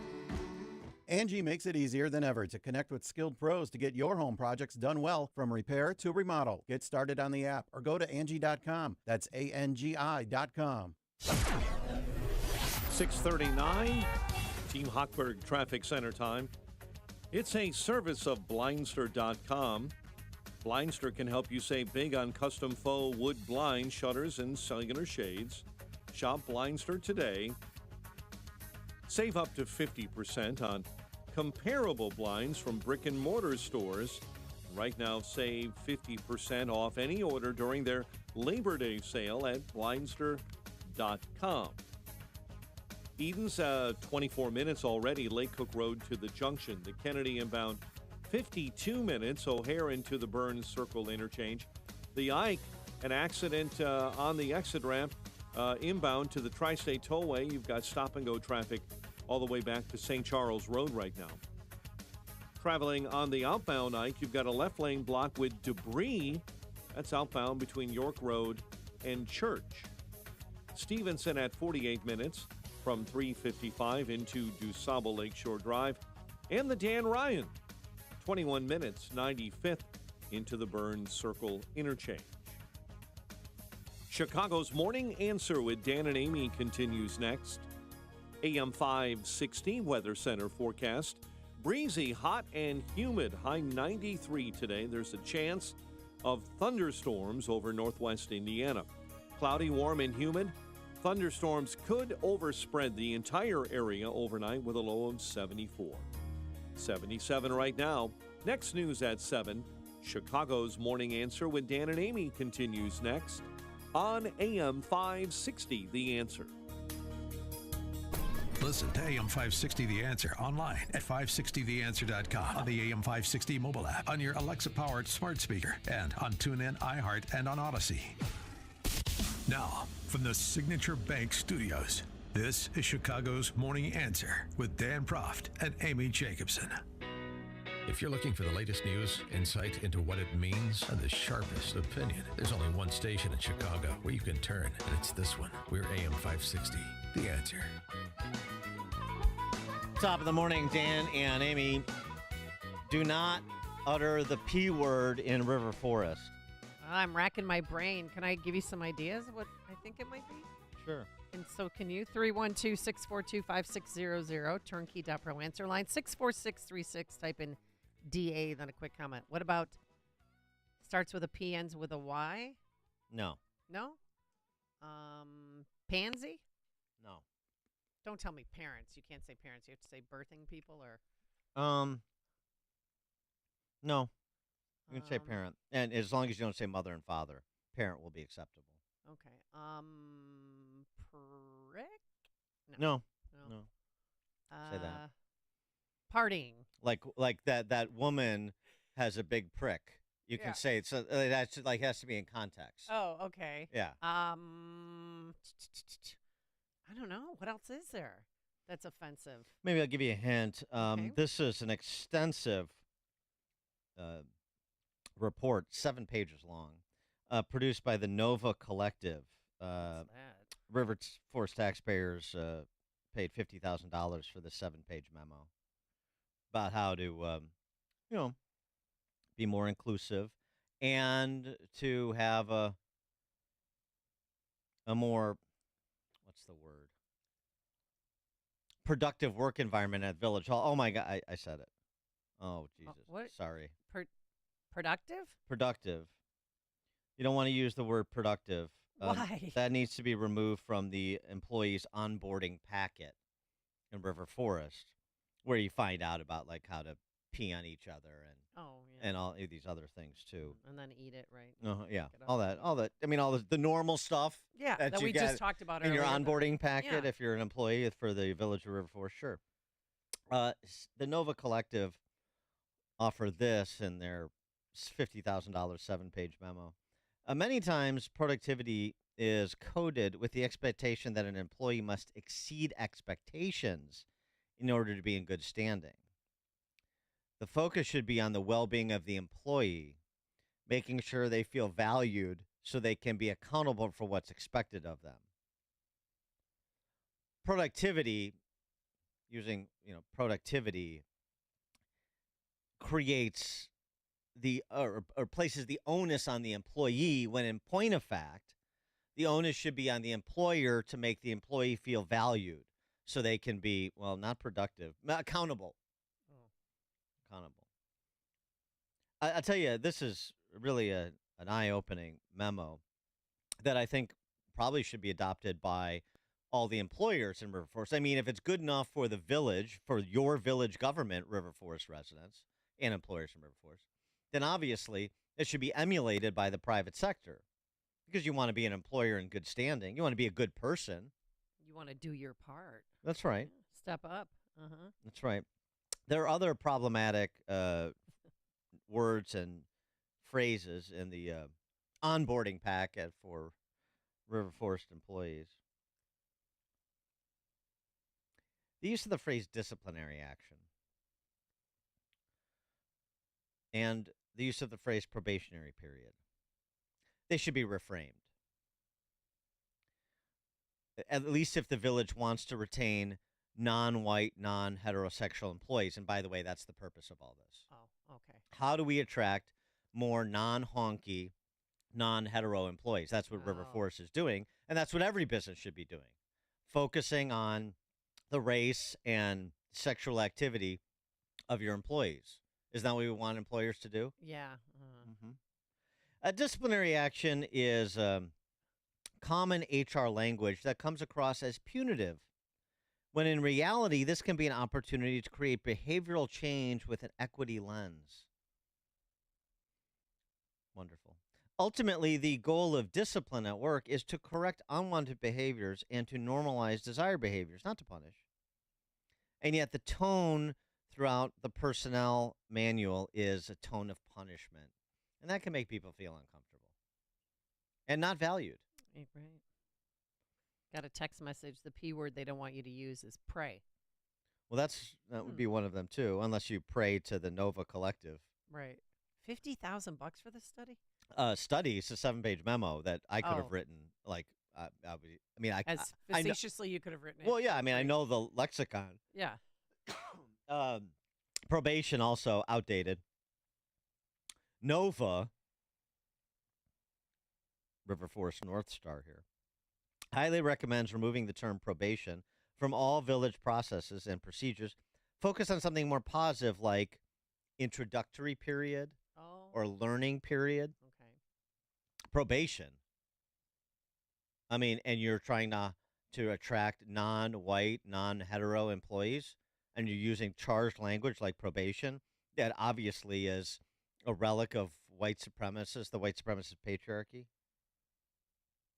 The other thing that needs to happen, Nova's got a bunch of wonderful recommendations.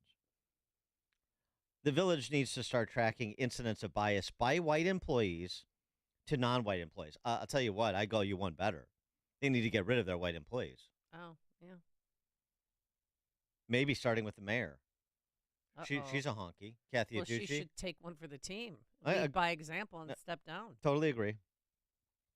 The bias training for all village hiring managers, of course, that's included.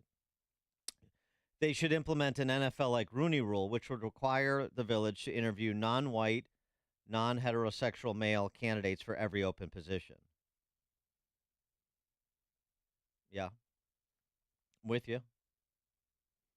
Obviously, you're going to need to clean up some language, clean up there. There's gendered pronoun usage, which is verboten. The conclusion, though, is that River Forest at present, I don't know how to break this to the denizens of River Forest, but here it is. I'm just going to say it. I'm glad I'm sitting down. Like a Band-Aid. I need to have this, just rip it off. Right now,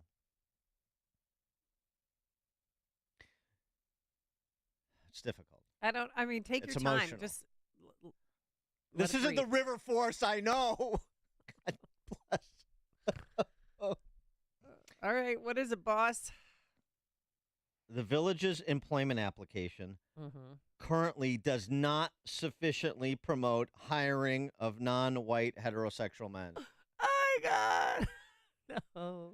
And as a result, there are not enough non-white, non-heterosexual, non-men in the employment ranks of the village.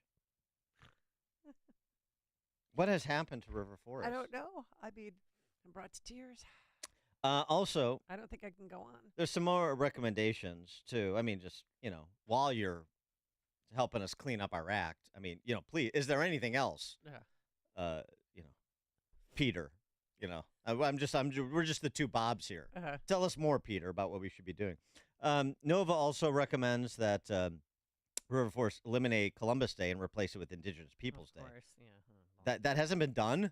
That's so 2021. Where's River Forest been? Hello? Oh, I'm sorry. It's so 2020. Who are these people? They're still celebrating that? What's wrong with them? These Cro-Magnons in charge of River Forest. Hey, somebody chip Kathy Adducci out of the ice and get with it already. Good God, man.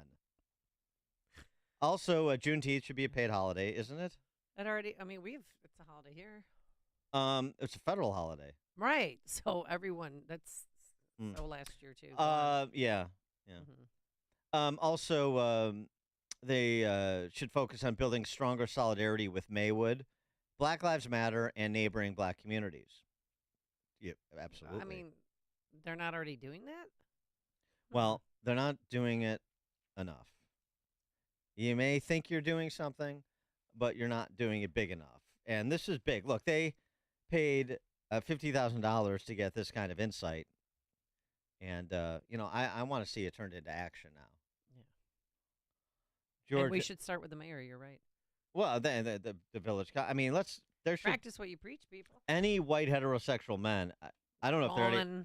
Well, I don't know if I assume they men? There's probably not a residency requirement for all village employees, but I don't know if there are any white heterosexual men in River Forest anymore.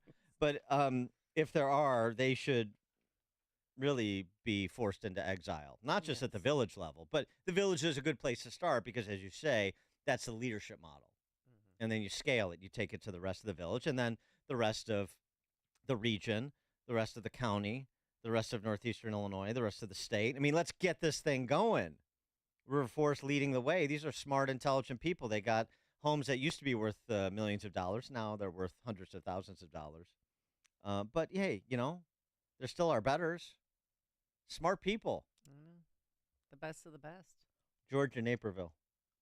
Yeah, I wonder if this is going to have any effect on the mobsters that live in that area, using the word earner, as in he's a good earner.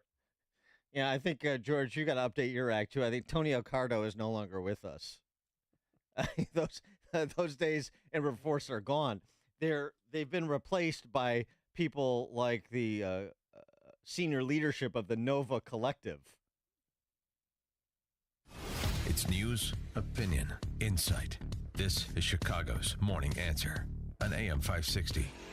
The Answer. It took a panicked run on a major bank to lead to the second biggest bank failure in U.S. history. And Moody's just downgraded the entire U.S. banking system from stable to negative. Just a reminder why many people diversify their portfolios with something tangible, something that doesn't need bailing out, something that can't vanish into thin air. Learn the truth in Swiss America's shocking report, The Secret War on Cash. This all-out war against cash is a war against the Constitution, against all freedom-loving Americans. You must read The Secret War on Cash. Get your free copy by calling or texting 800-630-1495. That's 800-630-1495. This all-out war on cash, digital forms of currency too, is growing daily. So please get and read The Secret War on Cash, free to Salem listeners by calling or texting now at 800-630-1495. Make sure you mention Salem when you call or text 800-630-1495. Shed that fat, be slimmer for the rest of the summer into the fall. No more wearing cover-ups or T-shirts in the pool. NJ Diet will help you the natural way. There are no shots, no hormones, no surgery. You lose a contractually guaranteed 20 to 40-plus pounds in only 40 days with NJ Diet. They use your hair, saliva, and blood work, along with bioenergetic scans, to personalize natural solutions and supplements that get your body into the fat-burning zone so you can finally lose the weight. Then NJ Diet uses DNA info to help you keep it off. Best of all, as mentioned, it's contractually guaranteed. You're fully supervised the entire time to make sure you're burning fat and not just losing water. And you even get Dr. T's personal email and phone number. Dr. T is Dr. Turovitz, the founder of NJ Diet. NJ Diet has locations close by in Skokie and Oak Brook, or is available from home with live online video consultations. Call 855-5-NJ-DIET or schedule your consult today at njdiet.com. That's njdiet.com. Signature Bank is Chicago's fastest growing independently owned business bank. Your business and your money are in good hands with Signature Bank. I'm Dan Proft, and I know this because Signature Bank is my business bank. Hi, I'm Nick Philippus, co-owner of Joe Donut and a proud customer of Signature Bank. We're a locally owned artisan donut shop that focuses on chef-made small batch and craft donuts. We have 7 locations around the Chicagoland suburbs, with an 8th location coming soon. After opening our original stores in Glenview and Niles, we came to Signature Bank for financing for our new Mount Prospect location. From PPP and material delays in construction, Signature Bank was flexible and truly a banking partner that a small business like ours hadn't experienced before. Even their fraud department was able to stop a $30,000 fraudulent check from clearing our account. That allowed us to focus on selling donuts, knowing Signature Bank had our back. Signature Bank helps local businesses succeed. Let Signature Bank turn your business vision into reality. Visit signaturebank.bank. Member FDIC, Equal Housing Lender. All right, when you give your body the best possible fuel, you have more energy, you're stronger, you think more quickly, and the best possible fuel for your body is nature's very own balance of nature, yes, because it's fruits and vegetables that your body needs. 31 whole fruits and vegetables are in those balance of nature capsules. There's no, they're gluten-free, GMO-free, no preservatives, no dyes. What you see is real. They take the fruits and vegetables and they're powdered after an advanced vacuum cold process, which stabilizes the maximum nutrient content. So be one of the cool kids, increase your energy, be able to do things that you love even as you age, and get your health back. Get the nutrition your body needs. Get balance of nature. 800-246-8751. That's 800-246-8751. Use discount code Chicago or simply go online to balanceofnature.com. Discount code Chicago. Are you turning 65 and thinking about Medicare? Or are you over 65 and haven't enrolled yet because you still have coverage at work? Either way, Medicare done correctly will be the best health insurance you will ever have. Imagine having nationwide access with an annual deductible of only $226. There are only two good things about aging, wisdom and Medicare. But to navigate the Medicare maze properly, you need a mentor. Best part, my guidance costs you nothing. Call me. I can help. If you're tired of calling a bureaucrat at an 800 number to help you navigate Medicare, then you need a local expert on your side. Your own health insurance mentor, C. Stephen Tucker from healthinsurancementors.com, is someone I know and trust. He's a 28-year licensed broker who's been educating our listeners for more than a decade. Steve, how can listeners get in touch with you? Thanks, Dan. They can visit healthinsurancementors.com or call me directly at 630-674-1551. That's 630-674-1551. All right. Have you noticed? I'm sure you have that gas prices are still too high, and AM 560 and the Pride stores want to help ease your pain at the pump. So listen to this. Every Thursday morning during the month of September, we'll be giving away $50 gift cards from the Pride stores to the first 56 customers who pump at least 5 gallons of gas between 7 and 8 a.m. at a specifically selected Pride store location. How can you find out the location? Well, you need to listen to us right here on Chicago's Morning Answer at 6:30 a.m. on Thursday morning.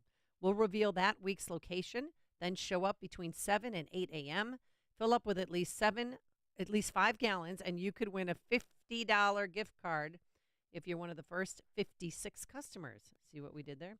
It's all courtesy of the Pride stores and AM 560, The Answer. Lots of channels, nothing to watch, especially if you're looking outside of big corporate control. It's time to interrupt your regularly scheduled programs with something worth watching. The new Salem News Channel. Straightforward, unfiltered, in-depth insight and analysis from the greatest collection of conservative minds, all in one place. SNC is home to Dennis Prager, Mike Gallagher, Sebastian Gorka, and more. Watch anytime on any screen. Free 24/7. Find what you're looking for at snc.tv. AM 560, The Answer.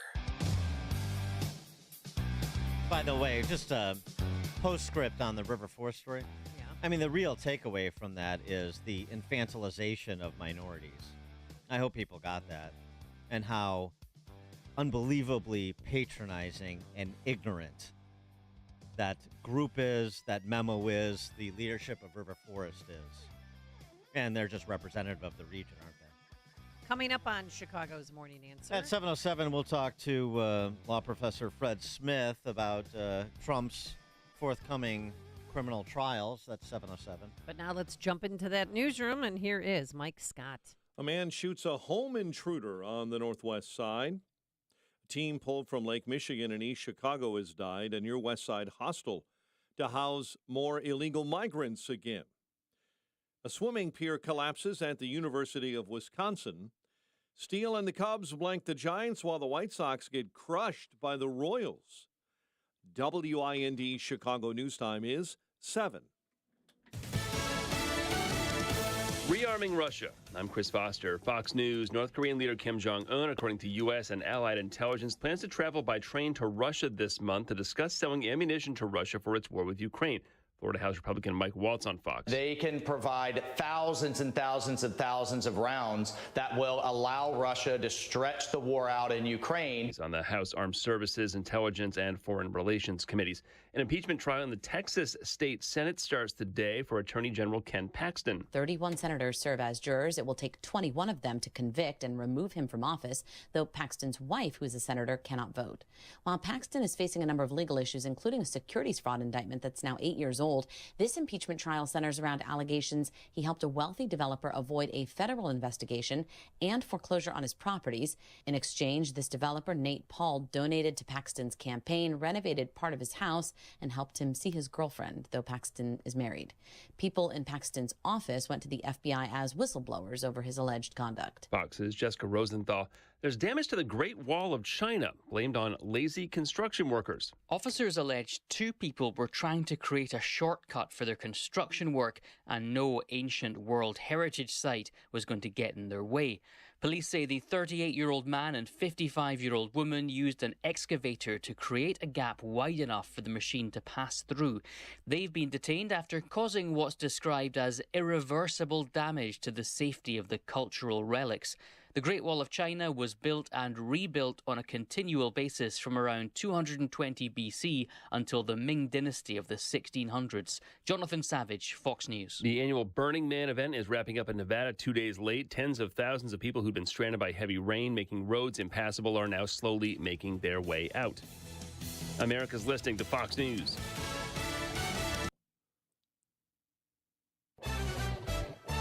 .77 degrees at 7:02 on AM 560. The Answer. Good morning. I'm Mike Scott. Charges are pending after a man shot a suspected home invader on Chicago's northwest side. It happened yesterday in the 2100 block of North Mead. The man fired in the direction of the offender, striking him twice in the chest. The offender fled and was discovered a short time later and taken to a nearby hospital.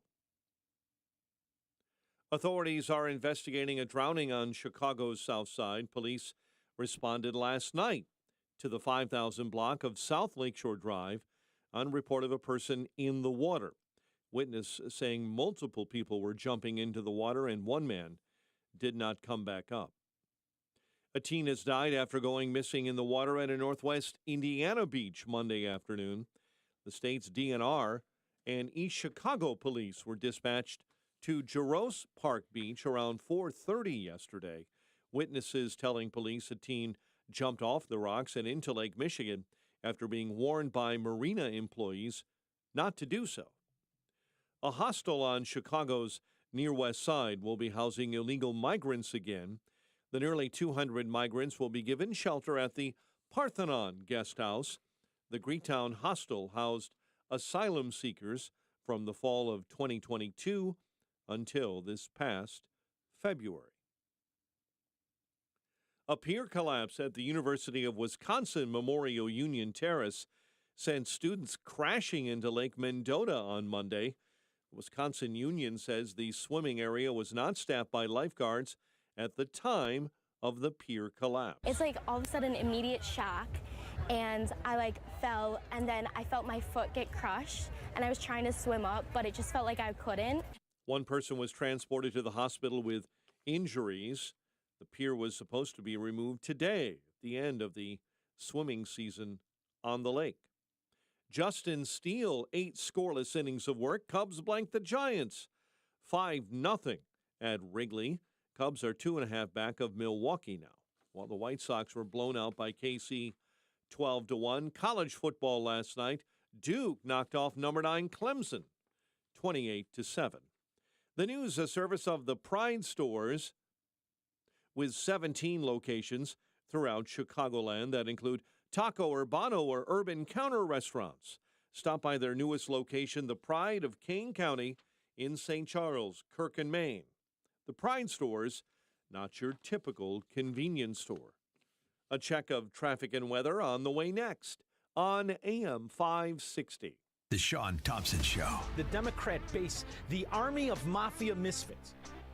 They're not aligned with us. They don't want to fix the problem and have the principles of Americanism. The people who support Democrats to this day, right now, who will, no matter what, vote for Joe Biden or a earthworm, they will continue to be the problem. The Sean Thompson Show, weekday afternoons at 4 on AM 560. The Answer. David in Pennsylvania writes in to tell us about his experience with Relief Factor. I tried Relief Factor for hip pain and was surprised that it also helped relieve my shoulder and foot discomfort. After taking it for a month, I stopped. And sure enough, the pain returned. So I started taking Relief Factor again, and within a week, the pain was relieved. I'm now taking Relief Factor daily. Well, thank you, David. You know, I've heard your story before. People stopping and then starting again because it works. As you all know, I had trouble with aches and pains, and climbing steps was brutal. Your first step to living the life you love, free from aches and pains, could just be to order the 3-week Quick Start for the highly discounted price of $19.95. After trying Relief Factor, over 500,000 people have gone on to order more. Try it for yourself and see what all these people are talking about. Go to ReliefFactor.com or call 800-4RELIEF to find out more about this offer. That's 800-4RELIEF. Live your best life and feel the difference with Relief Factor. Balance of Nature's fruits and vegetables in a capsule, changing the world one life at a time. I'm a professional tree climber. That's what I do for a living. And I'm just hopped up with just energy. Loved it. I want to keep those Balance of Nature. Matter of fact, I've told a bunch of people about them. I know that 2 or 3 of my friends have jumped on the bandwagon because I told them, I said, I just felt energized, all the time. It took a couple weeks for me to really notice, but I just had so much more energy. My doctor told me to keep taking them because he recommends it to his patients, and he takes them.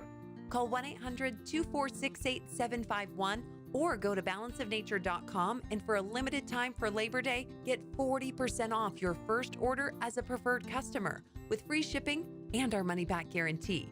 This is your last chance to take advantage of this offer. Hurry, go to balanceofnature.com and get this special offer by using discount code CHICAGO.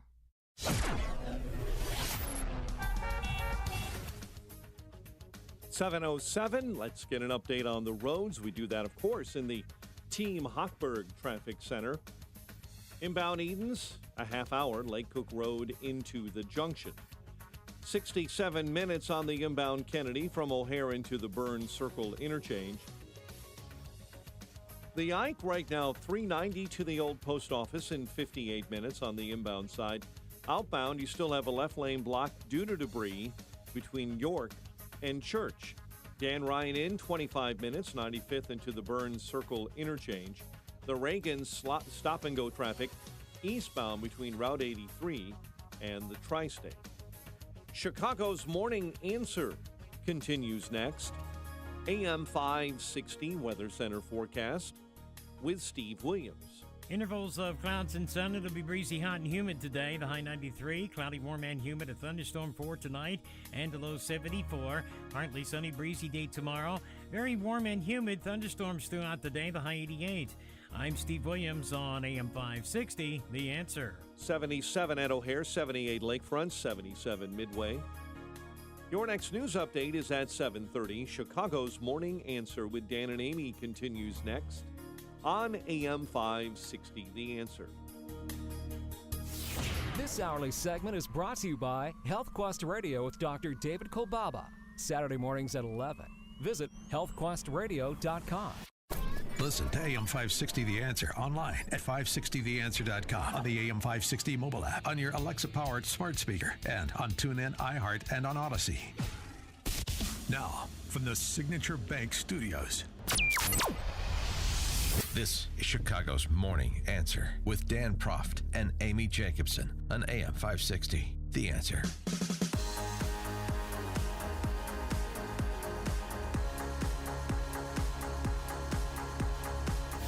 Top of the morning, Dan and Amy. Here's an unusual suspect. This is a woman who identifies as an independent, as someone who not particularly fond of Trump, voted for Hillary in 2016. But as she's watched things unfold over the last 4 months and 4 indictments, she's starting to move. She posted this video that's received more than 2 million views, at least as of yesterday. Take a listen to what she had to say. So if you followed me for a while, you know that I never stick up for Trump. I'm an independent, and I see things on both sides, and I see the positive and negative. Here's the deal, though. When you are spending so much money, time, and energy on trying to take somebody down, it makes me want to look at things differently. Trump is no longer the president, yet this current administration, pretty much majority of the time, blames everything on Trump, even though they've been the current administration for 2 years. The fact that they're spending so much, again, time, money, and energy on trying to take him down, I'm starting to feel like maybe everything that he said was true. Like, I remember when he was first president, if you follow me, you know this, I was devastated, right? And he was saying things like, fake news. And I was like, what a douchebag, right? And he was talking about how much evil there was and how the MSN, the mainstream media, and the liberals and Democrats were hiding from us and were actually doing some very sketchy, illegal, awful things. And I kept thinking, my God, he's lost his mind. But now, when the left, the media, the liberals, the Democrats are trying so hard to take him down and silence him, I'm like, maybe he wasn't that crazy. Maybe he does have information and knowledge about things that they're doing, and that's why they're spending so much time, energy, and money on trying to take him down and silence him. Pretty much silence everybody who doesn't agree and toe the line. It makes me, and I hope a lot of other people, open their minds and their eyes and see what truly might be going on. I mean, at least pause, take a step back and think, could I be wrong? Could everything I've been told be wrong? And I think if you take some time and delve and do some research that's not just given to you, like go and delve in and get more information from more than one resource, your eyes are going to be opened. Now, I'm awake, not woke. It's uncomfortable to see the things, and I get it, right? It might feel better not to know these things and believe these things, but it's dangerous if you don't see them and if you don't speak about them. By the time you do see them, it's going to be too late to speak about them and to fight back. Well, I'll tell you, I mean, it's interesting observations because that's sort of the peer-to-peer conversations that need to happen. And maybe this is why that post is getting so much attention and so many views, is because I take her at her word in terms of her evolution over the last 7 years from where she was on Trump in 2016 to where she is now after everything that's transpired, particularly recently. And, that may surprise some people, particularly people on the left who think that we need to do all these things to make sure that Trump is the nominee, to defeat him and to imprison him, to send a message to that certain element of Americans, those deplorables out there on the hustings, that you don't go upending our apple cart. Let this be a lesson to you, which is the program here. Certainly, the Republican primary electorate has taken that woman's views to heart. Wall Street Journal poll out over the weekend, 59% of GOP primary voters rate President Trump, former President Trump, their top choice for Republican presidential nominee. That's up 11 points since April. DeSantis is second at 13%, barely ahead of the rest of the field. And then Nikki Haley 8, and yeah, the rest is in single digits. But 59 to 13, this is not a two-man race; it's a one-man race at this point. Even more to the point, and it's sort of surprising, knowing this was coming.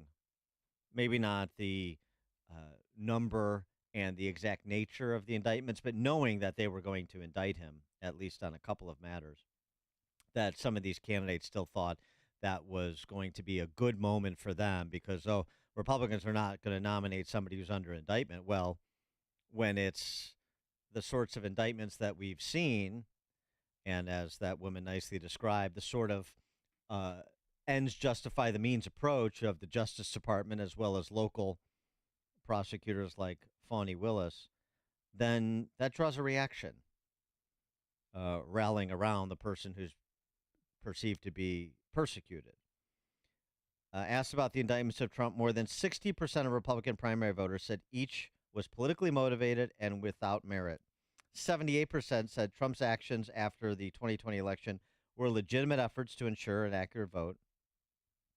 About half, 48%, said the indictments made them more likely to vote for Trump in 2024, as compared to 16% saying the indictments made them less likely to support him for a second term. So 3-1 advantage on the indictments, effectively. Thus the numbers. And thus the danger, I would say, of if the left feels like they really are in peril electorally because of the approach they've taken with Trump, that they would pursue this 14th Amendment, Section 3 of the 14th Amendment claim against him that we have discussed off and on, including last week.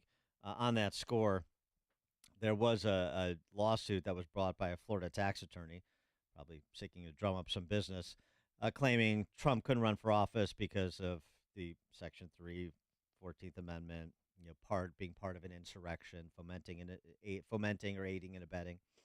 And the judge in that case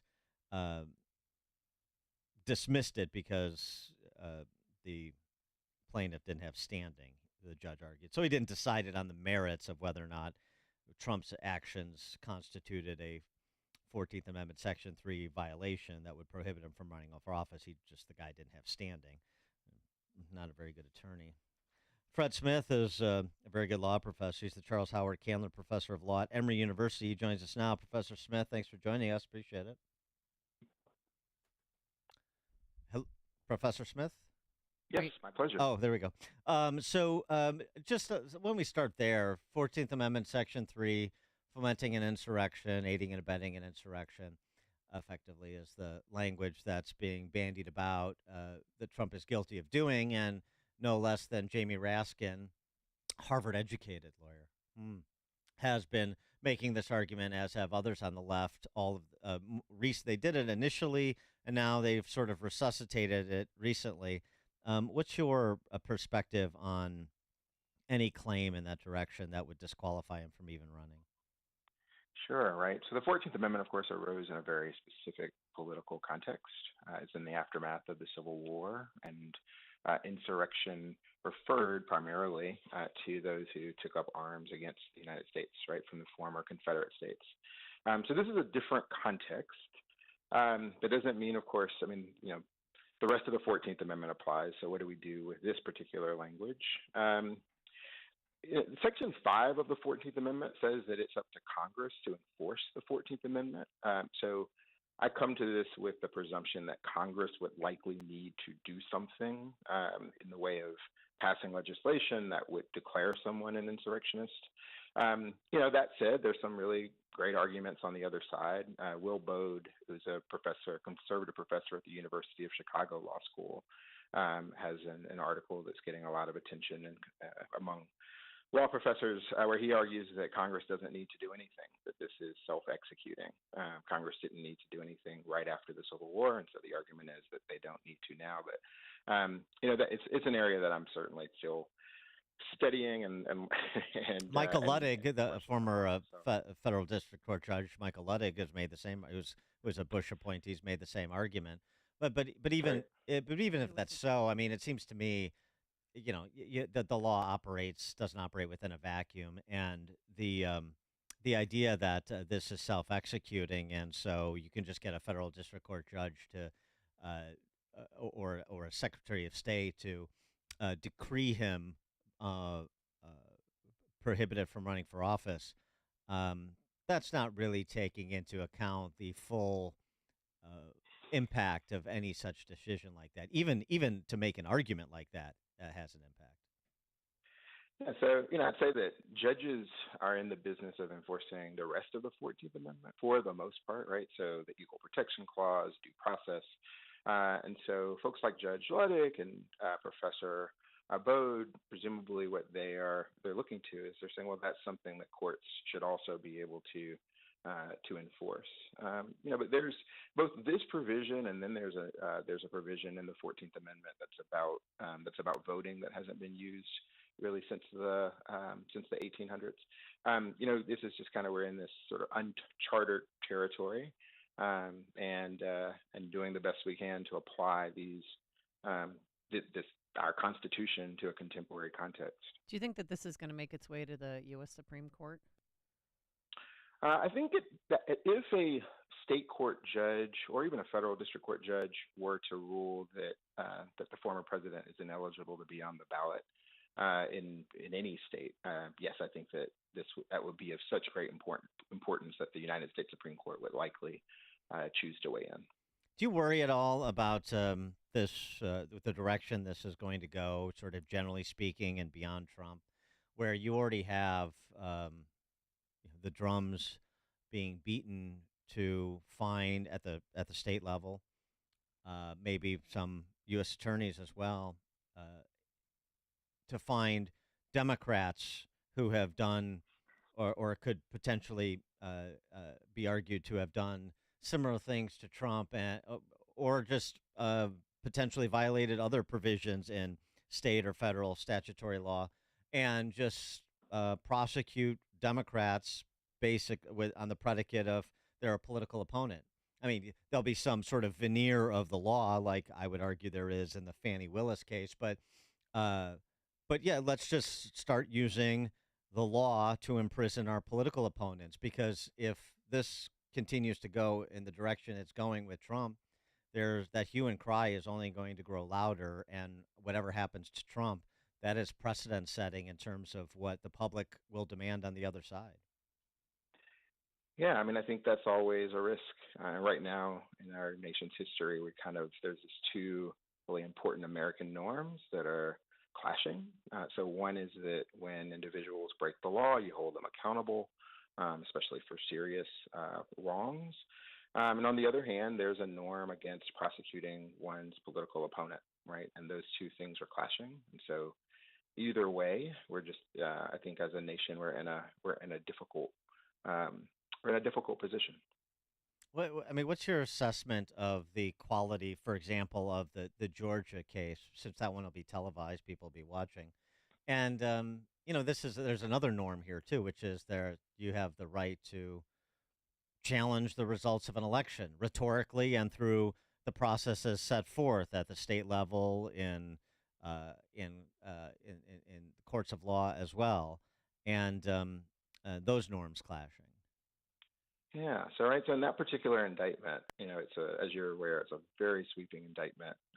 For example, it alleges that some of the individuals who are indicted engaged in witness intimidation by knocking on the door of Ruby Freeman and saying things to her that she certainly perceived as intimidating, and it'll be up to a jury to decide whether that was so.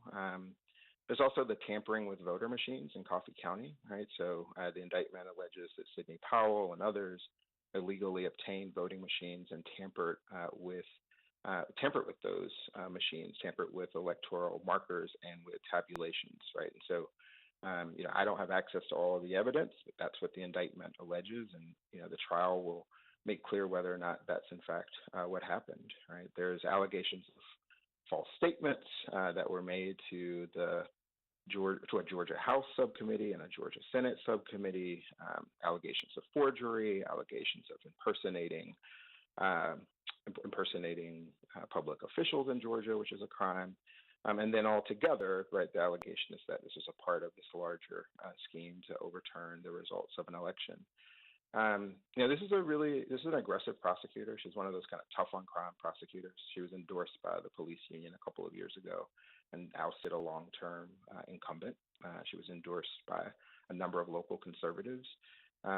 She goes big, right? She's prosecuting Young Thug, who's a famous rapper, and she prosecuted teachers 10 years ago under RICO because they changed student test scores, right? They were cheating. So she goes big, and RICO seems to be one of her most significant and perhaps favorite tools in her toolbox, and she said as much. And the former president has kind of been wrapped up in Yeah, but don't you think this is political in nature? I'm sorry for interrupting, but don't you think this is political in nature? Because she could have done this years ago, but she waited until election time to take Trump to trial. Yeah, and so I don't have the insights into what took so long, except that the process was as follows, right? First she went to a special grand jury and presented evidence to them, and they issued a report, but they don't have indicting power, right? And I think in some of that was, I think, probably trying to take a lot of caution in light of the circumstances. And then after the special grand jury, then she took it to a more traditional grand jury. And yeah, that process certainly did take time, right? The Young Thug case was brought in January, and not a single juror has yet been selected. That's how long that particular process has taken. And so, yeah, I think on big cases like this, sometimes they take time. I don't have insights into the inner workings of the DA's office, though, in terms of the timing. Sometimes on big cases like this, the actual conspiracy is on the law enforcement side. We'll see. Fred Smith, Charles Howard Candler, professor of law at Emory University.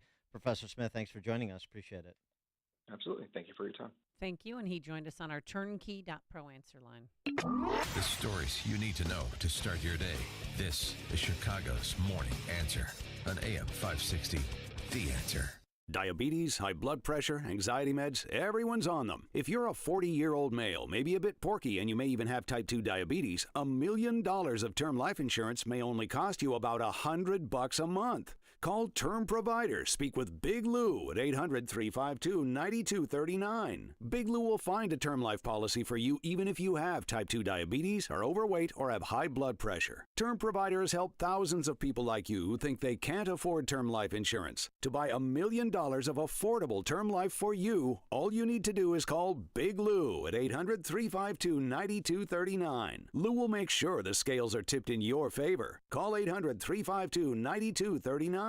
Big Lou will answer your call and work to fit you into a term life policy that you can afford. Remember, Big Lou's like you. He's on meds too. For affordable term life insurance, call 800-352-9239. 800-352-9239 or biglou.com.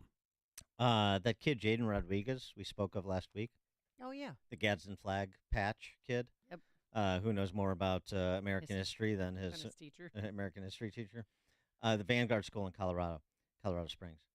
So it's not quite resolved in his favor yet.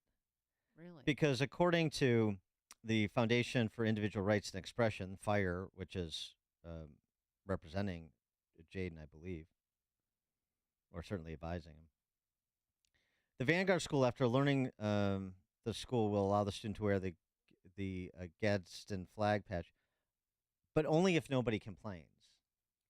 Well, that's not, yeah, no, that's not a freedom of expression. No, there's only if anybody complains provision in the First Amendment if you're like adopting that as sort of your norm in school, which seems to be what they're attempting to do, or at least what the school board did when they had this emergency meeting when the story blew up after Jaden's mom contacted Connor Boyack because Jaden was a big fan of the Tuttle Twin series, which is part of why he's so advanced for his age. But only if nobody complains. No, we're absolutely. It doesn't work that way. You can express yourself, but if somebody complains, then you're done. Okay. So we'll have to stay on top of the Vanguard School there in Colorado. And it was additionally disappointing because, as we mentioned when we tackled the story last week, that's a school that adopted the Hillsdale College curriculum. So you would think they were trying to lay a foundation for the principles of this country, and they would be trying to impute those principles into their students. Yeah, but then that sometimes requires courage, and that's in short supply. St. John's Lutheran School in Lombard is an exception. They're the only school in the entire state of Illinois offering that Hillsdale College K-8 curriculum, but there's more, because that's not enough. If you're a parent in Lombard, Glenelg, and Wheaton, Downers Grove, or the surrounding areas, and you're searching for an exceptional educational experience for your child, then you should look to St. John's Lutheran K-8, where academic excellence meets, here it is, strong Christian values. St. John's partnership with Hillsdale ensures your child receives a rigorous K-8 academic experience But what sets St. John's apart is they recognize the concerns many parents have about the radical woke agenda infiltrating public schools and a lot of private schools. That's why they're dedicated to providing a nurturing environment that promotes the Christian faith, traditional values, and critical thinking. The Hillsdale College K-8 curriculum, combined with their focus on Christian faith and character development, is a game changer for your child's education. Learn more at stjohnslombard.com. Again, that's the letters stjohnslombard.com, stjohnslombard.com. Give your child or grandchild the gift of a faith-based Hillsdale College K-8 curriculum-based education. That site again, stjohnslombard.com, stjohnslombard.com. Hey, business owners, are you wondering how to grow your business? Do you need cash flow and a ready source for financing? Well, Signature Bank can help. Hi, Mike Gallagher here to let you know that Signature Bank's loan decisions are made locally by a team who knows your name, cares about your business, and is invested in your success. When you need advice about your business or even have a question, Signature Bank is there to help. There are no handoffs or call centers. This is a team that wants to get to know you and your business. That's why Signature Bank in Chicago is my bank. That's right. I'm a customer. When I call, someone picks up the phone on the other end. And with Signature Bank, I can securely bank anywhere, anytime. Reach out to my friends at Signature Bank. Call 773-467-5630. That's 773-467-5630. Or visit them online at signaturebank.bank. Signaturebank.bank. Your business could be Signature Bank's next success story. Member FDIC, Equal Housing Lender. AM 560, The Answer. All right, coming up on Chicago's Morning Answer. Crime and punishment with Ted Dabrowski, president of Wirepoints.org. All things Illinois policy related at 7:37. But now let's head straight into that newsroom. Here is Mike Scott. 7:32, 77 degrees. Call it mostly cloudy for now, and about 30,000 people are still believed to be at that Burning Man festival in Nevada in the desert. Traffic is finally starting to leave the area after the event, after heavy rain flooded the area, turning it into a mud pit. Officials with the U.S. Marshals Service say they're confident that escaped Pennsylvania murderer Danilo Cavalcante will soon be captured. Ryan Drummond says he saw Cavalcante in his home on Friday night. Yes, my heart was beating fast. I think if anybody hears this, they put themselves in that situation. You know, unless you're a trained Navy SEAL, your heart's beating. Supervisors are hoping for a peaceful surrender. Cavalcante's been on the run for nearly a week.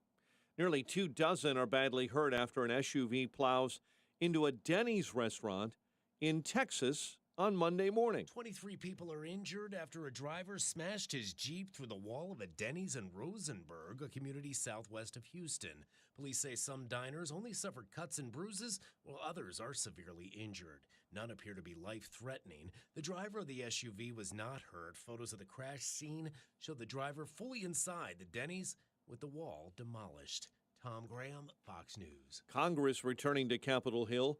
House Republicans considering whether to pursue an impeachment inquiry into President Joe Biden and a probe into Hunter Biden's overseas business dealings. Time is also running short for Congress to act on a budget. Indiana State Police have arrested a 19-year-old suburban man for a chase on the Indiana Toll Road at 150 miles an hour. Adrian Martinez of Homer Glen was arrested in Michigan after crossing state lines and crashing the vehicle he was driving. A teen has died after being pulled from Lake Michigan in northwest Indiana. East Chicago police say officers were called out yesterday to Giroir's Park Beach, where witnesses say the team jumped off the rocks and into the water and then struggled to get out. Lake County Sheriff Department dive team recovered the teen, who was transported to a local hospital and again, according to reports, later died. Authorities are revealing the identities of both victims of a deadly shootout over the weekend in DeWitt County. Law enforcement received a call Sunday about an active shooter in the central Illinois village of Kenny. One person was killed, Another sent to the hospital. The suspect, Jose de Jesus Gomez Munoz, remains at large. Steve Harwell, the longtime frontman of the Grammy-nominated pop rock band Smash Mouth, has died. He was 56. He died of acute liver failure, and this legendary musician also left us over the weekend. Gary Wright is dead at the age of 80, known for that 1976 mega hit, Dreamweaver. His son confirmed the news. His singer-songwriter father had been battling Parkinson's and recently developed Lewy body dementia. Justin Steele tossed 8 scoreless innings of work. Cubs blanked the Giants 5-0. Steele solidifying his Cy Young credentials by allowing just 2 hits and striking out 12. White Sox a blowout loss to KC 12-1. And the Bears and Packers preparing for Sunday. Tough week for Bears safety Jaquan Brisker. He's dealing with a soft tissue injury, and the Bears are saying just wait and see. The news, a service of Dan and Amy 24/7. Around the clock, all day, every day. Listen now, Dan and Amy 247.com. A check of traffic and weather on the way next on AM 560. Chicago's Morning Answer with Dan Proft and Amy Jacobson. Biggest problem with marriages? Men. Right. We expect too much from our romantic partners. You know, if it weren't for all the Trump indictments, my choice in the primary might very well be Tim Scott. Obviously, he's smart. Is the smartest guy on that stage. Well, and tell people why Tim Scott is so smart. Because he's single. Start your day with Chicago's Morning Answer. Weekday mornings starting at 5 on AM 560. The Answer. It's Reveille. One of the many bills Governor Pritzker signed this year was a bill requiring the Illinois State Board of Education develop a statewide literacy plan. There's no doubt a plan is needed. Statewide, only 30% of public school children are at grade level in English language arts. The legislation was sponsored by Democrat Rita Mayfield from Waukegan. Prior to becoming a legislator, Rita served on her local school board, and today in that district, only 12% of students read at grade level. Mayfield is not the only one who recognizes a problem here. Democrat legislator Mary Flowers, who represents Englewood on the south side of Chicago, passed a bill out of the House requiring phonics be taught for reading. It was not taken up in the Senate. At an elementary school in her district, only 6% of the students are proficient in reading. Illinois spends well over $30 billion a year on education. We have some of the highest paid teachers in the country, the most school districts, and loads of experts that ply their trade to improve education in this state. The results don't reflect that massive investment made over the years, and instead are immoral and on the verge of being outright theft of tax dollars. Considering that, does anyone really believe one more plan from the same bureaucracy will yield different results? If these legislators were serious about improving chances for Illinois' school children to get a good education, they would lobby instead to keep the Invest in Kids scholarship program and expand it. It expires at the end of this year, and when it goes, thousands of kids will be forced back into failing public schools, and no literacy plan from bureaucracy will be enough to save them. Mayfield and Flowers have the power in Springfield to save that program. Let's hope they do. I'm Jeannie Ives. To learn more, sign up for my newsletter at breakthrough-ideas.com. That's breakthrough-ideas.com. Balance of Nature, changing the world one life at a time. It's made a huge difference for both me and my wife. My wife and I are both educators. I'm a professor and she's a school teacher. And so, it's made a huge difference with us, the amount of energy. When you teach, you need a lot of energy, believe me, with the kids. And it's helped both of us, maintain and not burn out through the course of the year. And it's made a huge difference in how we approach our teaching, how we can get through it all every day. Call 1-800-246-8751 or go to balanceofnature.com, and for a limited time for Labor Day, get 40% off your first order as a preferred customer with free shipping and our money-back guarantee. This is your last chance to take advantage of this offer. Hurry, go to balanceofnature.com or call 1-800-246-8751 and get this special offer by using discount code CHICAGO.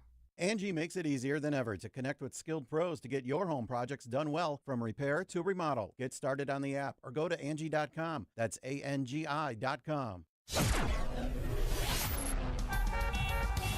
740, quick check on the roads in the Team Hochberg Traffic Center.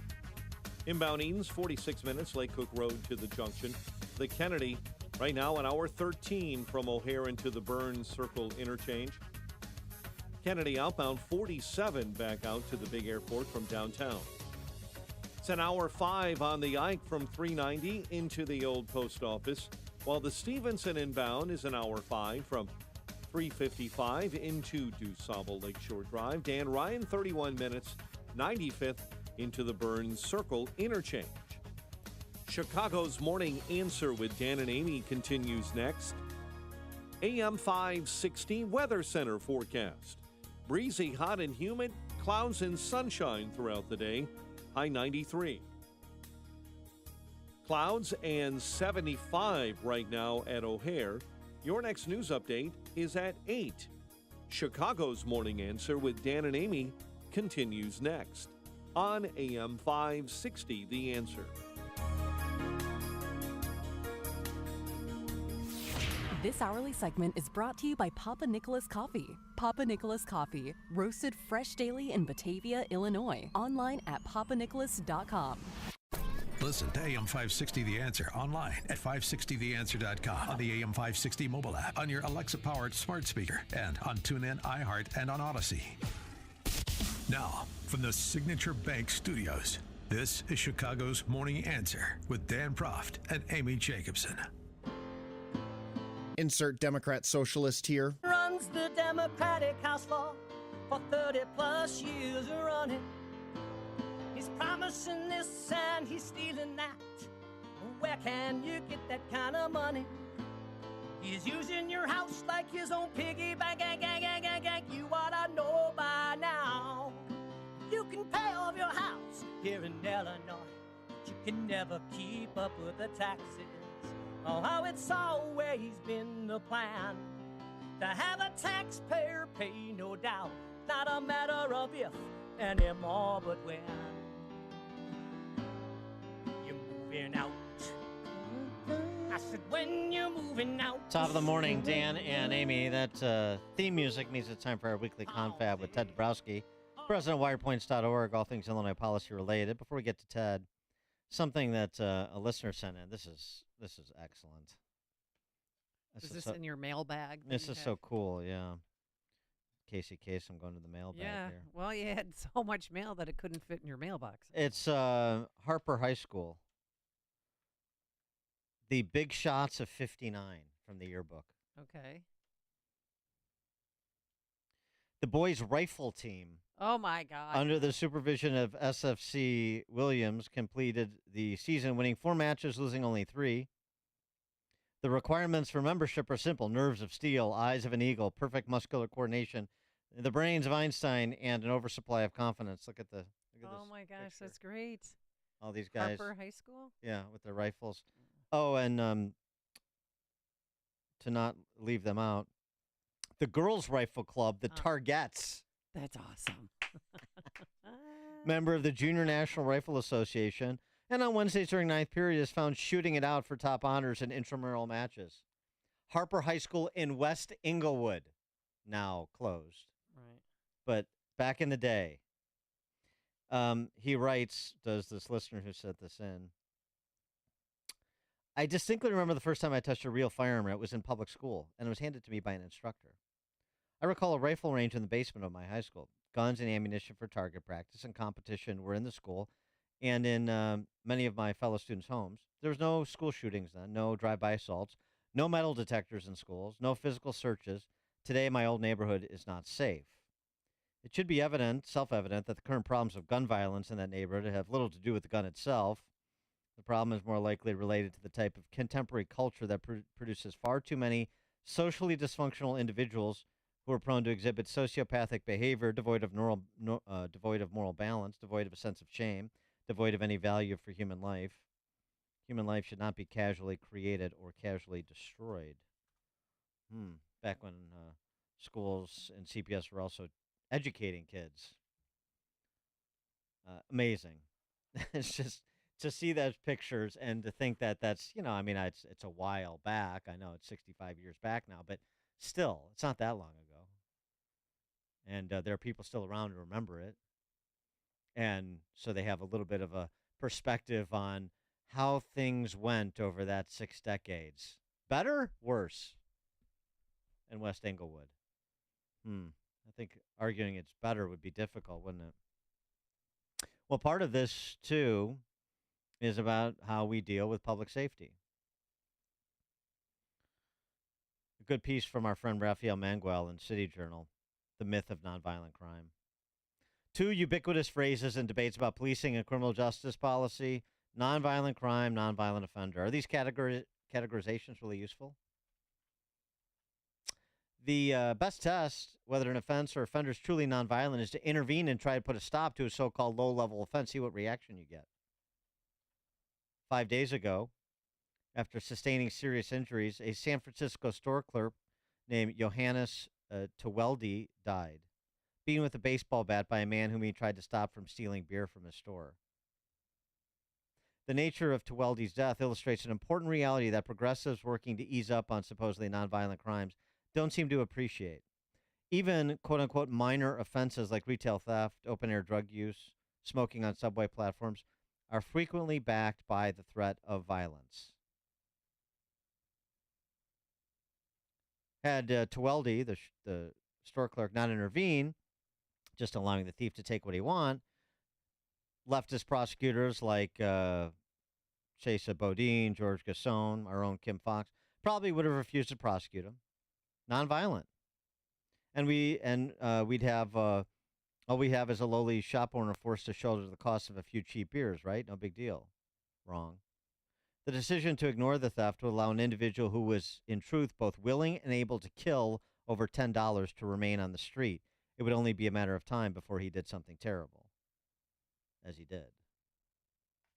The myth of nonviolent offenses, the way we talk about crime. Ted Dabrowski, thanks for joining us as always. Appreciate it. Good morning, Dan. Good morning, Amy. You and your colleague John Klingner did a write-up on the cost of quote-unquote nonviolent crime in Chicago recently. Yeah, I think Raphael's piece ties very well with that. What we're seeing is that, it's fascinating, first of all, that the arrest rates in Illinois or in Chicago have collapsed to just 5%. So when you take the 60,000 plus serious crimes, major crimes in Chicago, just 5%, about 3,000 get arrested. So overall, nobody's getting arrested, in large numbers. But it's, and so that makes the calculus of a criminal say, hey, I'm likely to get away with what I want to do, whether it's steal, whether it's hurt somebody, steal a car, take their iPhone, whatever it is. But then you add to that a whole host of other things, and you kind of realize that the risk of punishment to a bad guy is got to be near zero. And of course, any one individual may get busted, but overall, if you look at the overall numbers, it's almost like you're not going to get caught. And even if you do get caught, they're going to let you go. And with the Safety Act coming on, there's a bunch of crimes now that they're not detainable. So you may never pay, any price at all. So, go for it. The green light is there for you to go do whatever you want to do. Just to put some numbers to that, motor vehicle theft, this is 2022. Motor vehicle theft, 3% arrest rate. Aggravated battery, 17% arrest rate. Criminal sexual assault, 3%. Burglary, 4%. Theft of more than $500, 1%. Robbery, 5%. So to your point, I mean, just to, the number of the crimes in these categories are in the thousands, in some cases tens of thousands. So yeah, you have repeat offenders feeling like they're empowered to be repeat offenders. Pretty straightforward. Well, and there you go. And then that leads to this craziness of saying violent crime, nonviolent crime, because if you've done your theft of over 500 a few times and you've gotten successful taking a few iPhones and purses and whatever, well, then, at some point you're going to go bigger or you're going to get challenged. And that, nonviolent crime suddenly becomes violent. And that's the scary part for a lot of people. And what do we have? I mean, just thinking about the theft, because of course that's theft over $500 is right there with motor vehicle theft. The carjackings is the most frequent crime. In Washington, D.C., a giant food market will clear its beauty and health aisles of all national labels. No more Tide, Colgate, Advil, because the products are easy to steal. They have higher resale value, one of the two, and they're going to go with their private label, their white label products that don't have the same cachet on the street as your bottle of Tide laundry detergent. I mean, between everything behind plexiglass at the CVS and now you're removing brand labels. Corporate America, in addition to Ma and Pa America, they may want to join forces on this and pressure these prosecutors in places like D.C. and Chicago to get a little bit more serious if they're interested in the vitality of their businesses. Yeah, and it goes further than that too, right? Where you start having closures in these criminal heavy areas, and so then you got ordinary people who aren't criminals who now suddenly don't have access to product, and and then it gets worse than that, right? Because you've got these stores that no longer take on the criminals; they just watch them. They may report it, they may not, and so we've seen a huge number of crimes. And the Bureau of Justice Statistics says nationally, about 41% of violent crimes don't get reported, and 32% of household property crimes don't get reported. So, the thing is that the arrest rate's even lower when you consider that many of the crimes aren't reported. And then you add on to that, Dan, Mamie, you add on to the fact that more than 60% of 911 calls, the urgent calls, they're called level 1 and 2 calls, they don't even get answered within 30 minutes or an hour because there's not enough police to cover it. And so, man, if you're a criminal, that all you need to do is go on a little robbing spree. Take your Kia or your Hyundai that you just stole, go into one neighborhood, do something wrong, drive a few blocks down the road where they're not going to chase you, they're not going to foot chase you or car chase you anymore, and then you do another one, and then you can do a series of 18 to 20 robberies and get away with it. And like I said, they're not going to chase you. We've seen that already happen. Do you think anything's going to change once Kim Foxx leaves? I doubt it. I think. Well, who knows how this all plays out, right?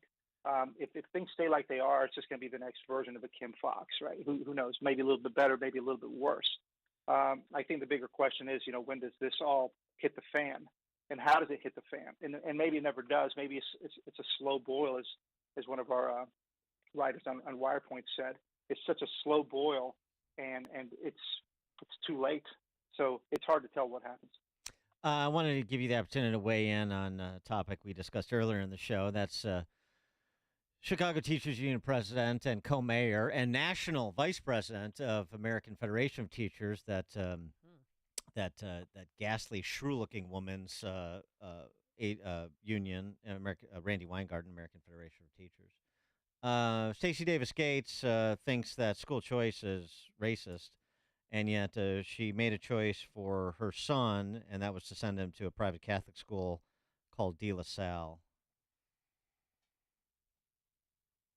Yeah, surprise, surprise, right? That anybody from the teachers union would send their kids to a private school. This is an interesting story because it's not a surprise, right? There's no, it's not. The hypocrisy is there every single day, and most public sector or many public sector parents with the means send their kids to private schools, and we know this. And you guys, you Dan have reported on this a lot in the past. And the only problem for Stacey Davis Gates is she's at the top, and she's made such strong comments about school choice and about calling people fascists and segregation academies. She said so many segregation academies. Yeah, it's my favorite. Yeah, yeah, segregation academies, and so she's on record. So it's going to be a little hard for her to back off. Now, I think the bigger question for us is, can she be held accountable to not to our side, right, but to the public? And we've been writing about this a lot at Wirepoints, and we highlighted the results are disastrous. Usually it's 1 out of 10 black kids that can read, but it's much worse in some schools. None of them can read at grade level. So, why does she have this? Why does she have the power to kill school choice the way she does, both verbally and in her influence of votes? And yet she gets to send her kids to these segregation academies. I think this is sort of like clickbait for us, though. You know what I mean? Yeah. The hypocrisy is, as you say, it is ubiquitous. It is unrelenting. And it is also something that is of no interest to even the sort of self-styled, thoughtful liberal, if such a thing exists in Chicago anymore. Yeah, I hear what you're saying. I get it.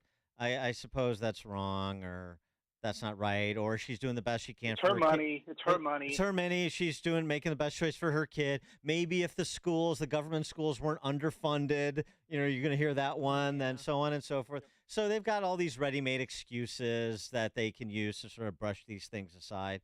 I don't see this changing anything. I don't see tweet storms about her hypocrisy really changing anything.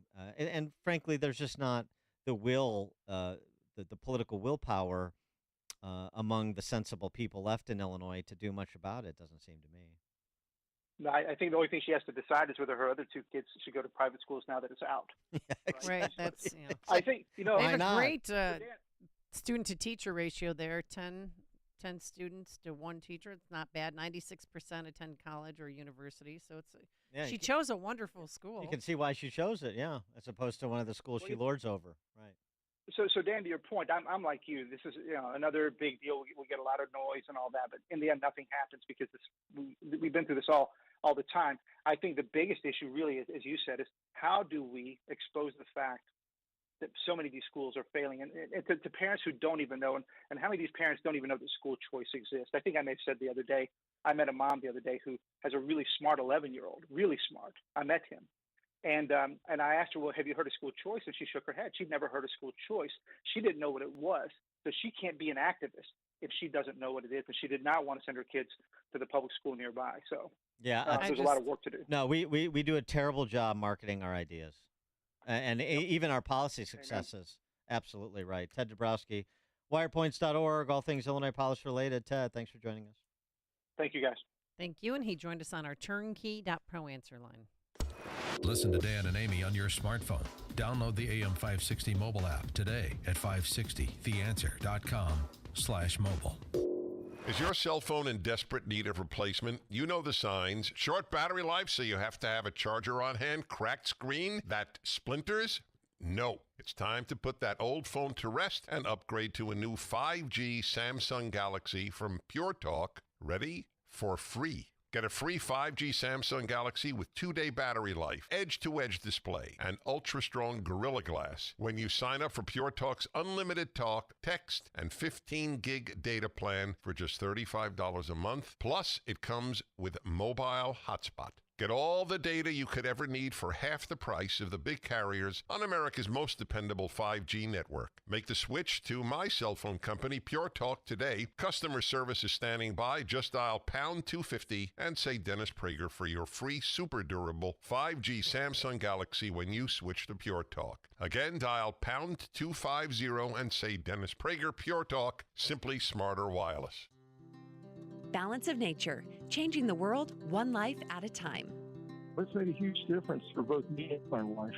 My wife and I are both educators. I'm a professor and she's a school teacher. And so, it's made a huge difference with us, the amount of energy. When you teach, you need a lot of energy, believe me, with the kids.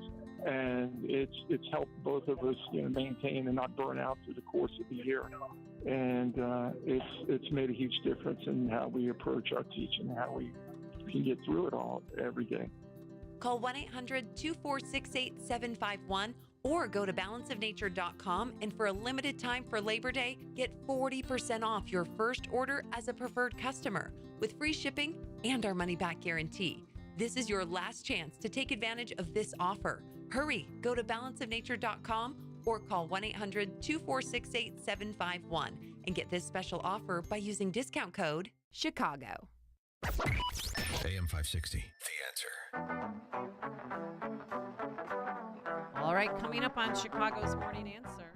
Rusty Reno says the CEO of Amazon is right. Get back to work in person at 8:08. And please keep your clothes on at the Chicago beach. We'll explain. But now let's head into the newsroom. Here is Mike Scott. A man shoots a home intruder on the northwest side. A near West Side hostel to house migrants again. And authorities have ID'd victims in a deadly Central Illinois shooting.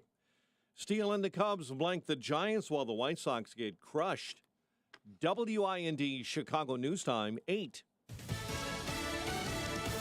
Jill Biden has COVID-19. I'm Chris Foster, Fox News. The First Lady tested positive and is experiencing mild symptoms, according to a statement from the White House. Now, President Biden, they say, has tested negative. He's supposed to fly to India Thursday for the G20 World Leaders Summit. The White House says the president will be tested often this week and will pay attention to see if any symptoms pop up. On President Biden's schedule Tuesday is a Medal of Honor ceremony for Captain Larry Taylor, and it looks like that event will still happen. The First Lady is staying at the family's house in Rehoboth Beach, Delaware. The 72-year-old tested positive for the virus in August of last year and made a full recovery. In Washington, Ryan Schmelz, Fox News. August recess is over and the Senate returns to session this afternoon. It's unclear whether Republican leader Mitch McConnell will speak. Some senators want more transparency about his health. McConnell froze up again during a speaking engagement last week.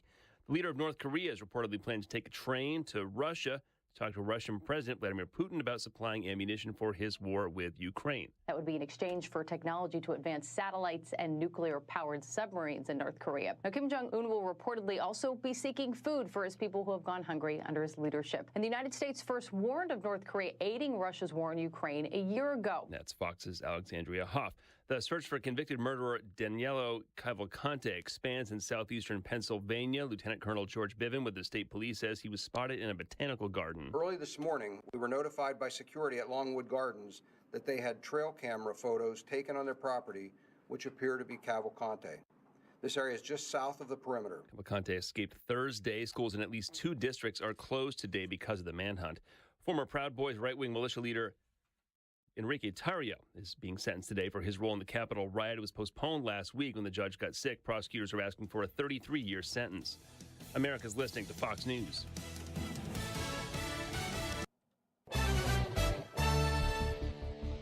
.75 degrees, clouds and sunshine. 8:02 on AM 560, The Answer, and good morning. I'm Mike Scott. Charges are pending after a man shot a suspected home invader on Chicago's northwest side. It happened in the 2100 block of North Mead. The offender was hit by bullets twice in the chest, fled, and was discovered a short distance away before being taken to a nearby hospital. A teen is in critical condition after being pulled from Lake Michigan in northwest Indiana. Chicago police were called out yesterday to Jarosh Beach, and witnesses told officers teens were jumping off the rocks into the water. One teen went under and struggled to get out.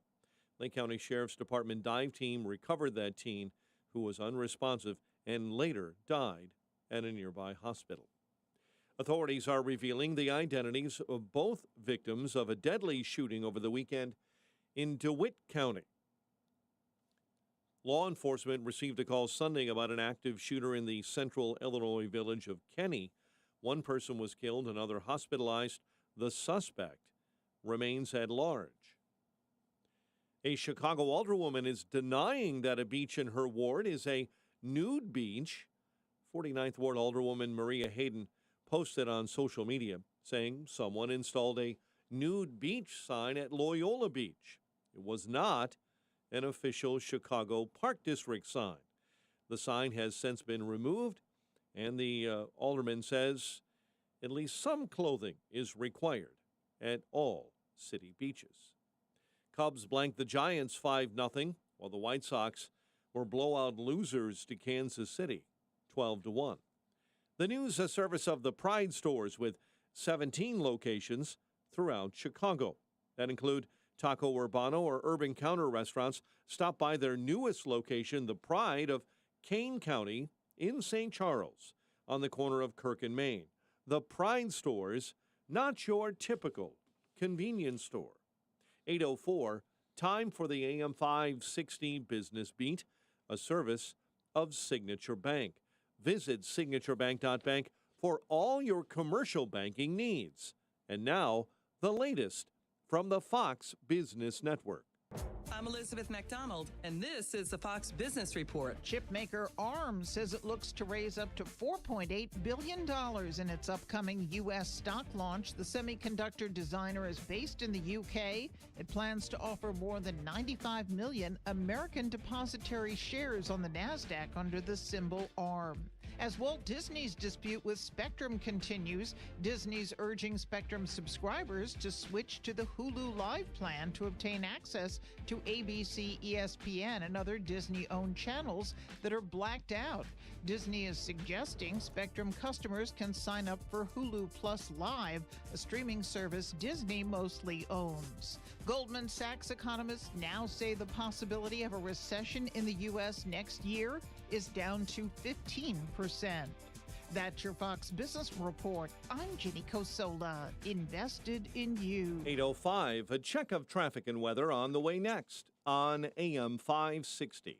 Gas prices are still too high, and AM 560 and the Pride stores want to help ease your pain at the pump. Every Thursday morning in September, we're giving away $50 gift cards from the Pride stores to the first 56 customers who pump at least 5 gallons of gas between 7 and 8 a.m. at a specially selected location. To find out where, listen to Chicago's Morning Answer at 6:30 a.m. on Thursday morning. Then show up, fill up, and you could win a $50 gift card, courtesy of the Pride stores at AM 560. The Answer.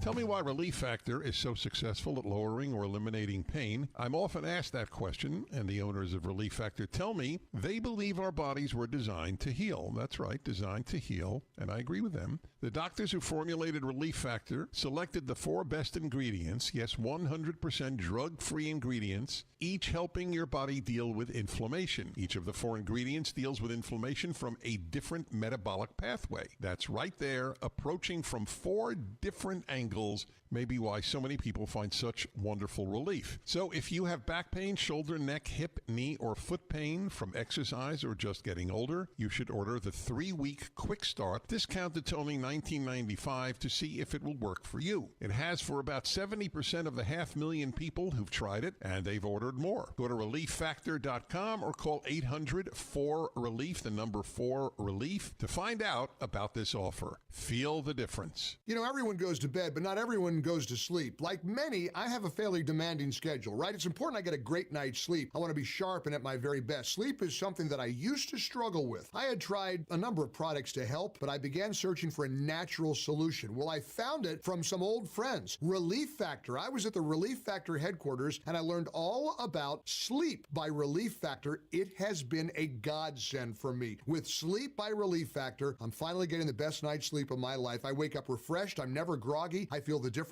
every single day. I urge you to check out Sleep by Relief Factor. Get your first bottle of sleep for only $19.95. You'll sleep better, feel better, and get more rest. Call 800-4RELIEF to order now, or you can go to ReliefFactor.com/sleep. Call 800-4RELIEF. That's 800-4RELIEF, or go to ReliefFactor.com/sleep. If it can help me, there's a good chance it'll help you. Invest in yourself. Invest in peace of mind. Relief Factor Sleep. David in Pennsylvania writes in to tell us about his experience with Relief Factor. I tried Relief Factor for hip pain and was surprised that it also helped relieve my shoulder and foot discomfort. After taking it for a month, I stopped, and sure enough, the pain returned.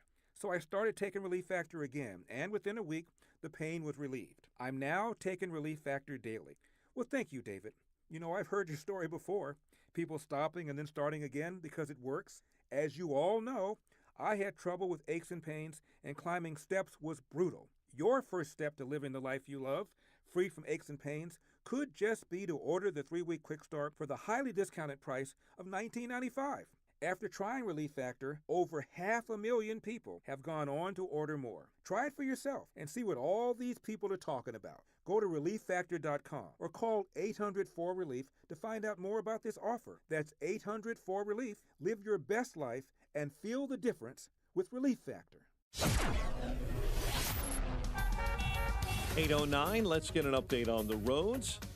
Team Hochberg Traffic Center time is a service of the Barbecue Authority, your go-to for the largest selections of grills, smokers, and outdoor products is the Barbecue Authority. Visit the Lyle showroom or online at bbqauthority.com. Extra heavy on the Edens, 46 minutes Lake Cook Road into the junction. The Kennedy now an hour 22 from O'Hare into the Burns Circle interchange. And the Dan Ryan 35 minutes, 95th into the Burns Circle interchange. Chicago's Morning Answer with Dan and Amy continues next. AM 560 Weather Center forecast. Breezy, hot and humid. Clouds and sunshine throughout the day. Will top out at 93. 75 at O'Hare. Next news at 8:30. Chicago's Morning Answer continues next on AM 560 The Answer. This hourly segment is brought to you by NJ Diet. Lose 20 to 40 pounds in just 40 days. Call 855-NJ-DIET or NJDiet.com. Listen to AM 560 The Answer online at 560theanswer.com, on the AM 560 mobile app, on your Alexa-powered smart speaker, and on TuneIn, iHeart, and on Odyssey. Now, from the Signature Bank Studios, this is Chicago's Morning Answer with Dan Proft and Amy Jacobson on AM 560 The Answer.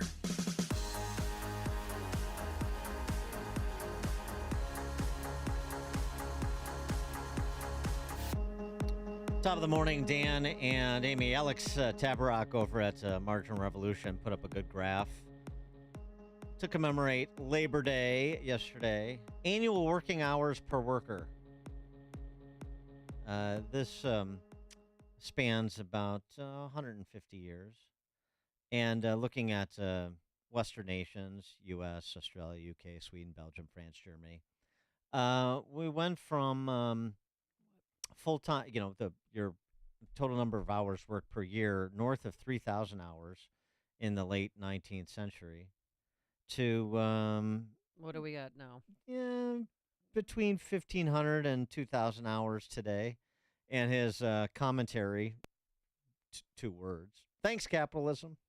Yeah, free enterprise system had something to do with that. You were able to do more in less time. The productivity. I know we're not supposed to use that word because the village elders in River Forest told us not to. But the productivity advances that come with the innovation that's attendant to free enterprise. It's worth noting. Also worth noting is this piece by Rusty Reno in the New York Post. You don't get this a lot. Rusty Reno agreeing with Fortune 500, Fortune 5 CEO, but his piece, Amazon CEO is right, get back to work. Andy Jassy, the CEO of Amazon, wants workers to come back. It's probably not going to work out for you if you don't come back, he told workers, much to their chagrin and much to sort of the public opprobrium that was directed his way. How dare you say that to your workers? For more on this, pleased to be joined by Rusty Reno. He's the editor at First Things, firstthings.com. Rusty, thanks for being with us again. Appreciate it. Thanks. So you and Andy Jassy reading from the same playbook here.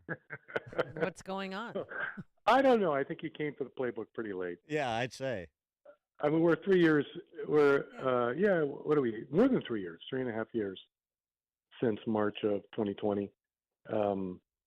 And part of what I point out is that there was a lot of happy talk that, corporate America, was talking remote work. It makes people more productive. So if you recall back to 2020, 2021, there was a lot of cheerleading for remote work. I always thought it was bogus. I mean, I never thought remote work could be as productive as in-office work. And well, there's a By lot. the way, are we not supposed to use the word productivity? Oh, yeah. River Forest, the village of River Forest, which is by Oak Park there, and it's one of these affluent, Definitely. leafy suburbs with the super intelligent and super accomplished. So in other words, it's leftist. They retained this outfit to come up with some plans to make River Forest more attractive to non-white, non-heterosexual male job applicants. And one of the recommendations is to not use the word productivity because why? Because that, you see, let me explain this to you, Rusty.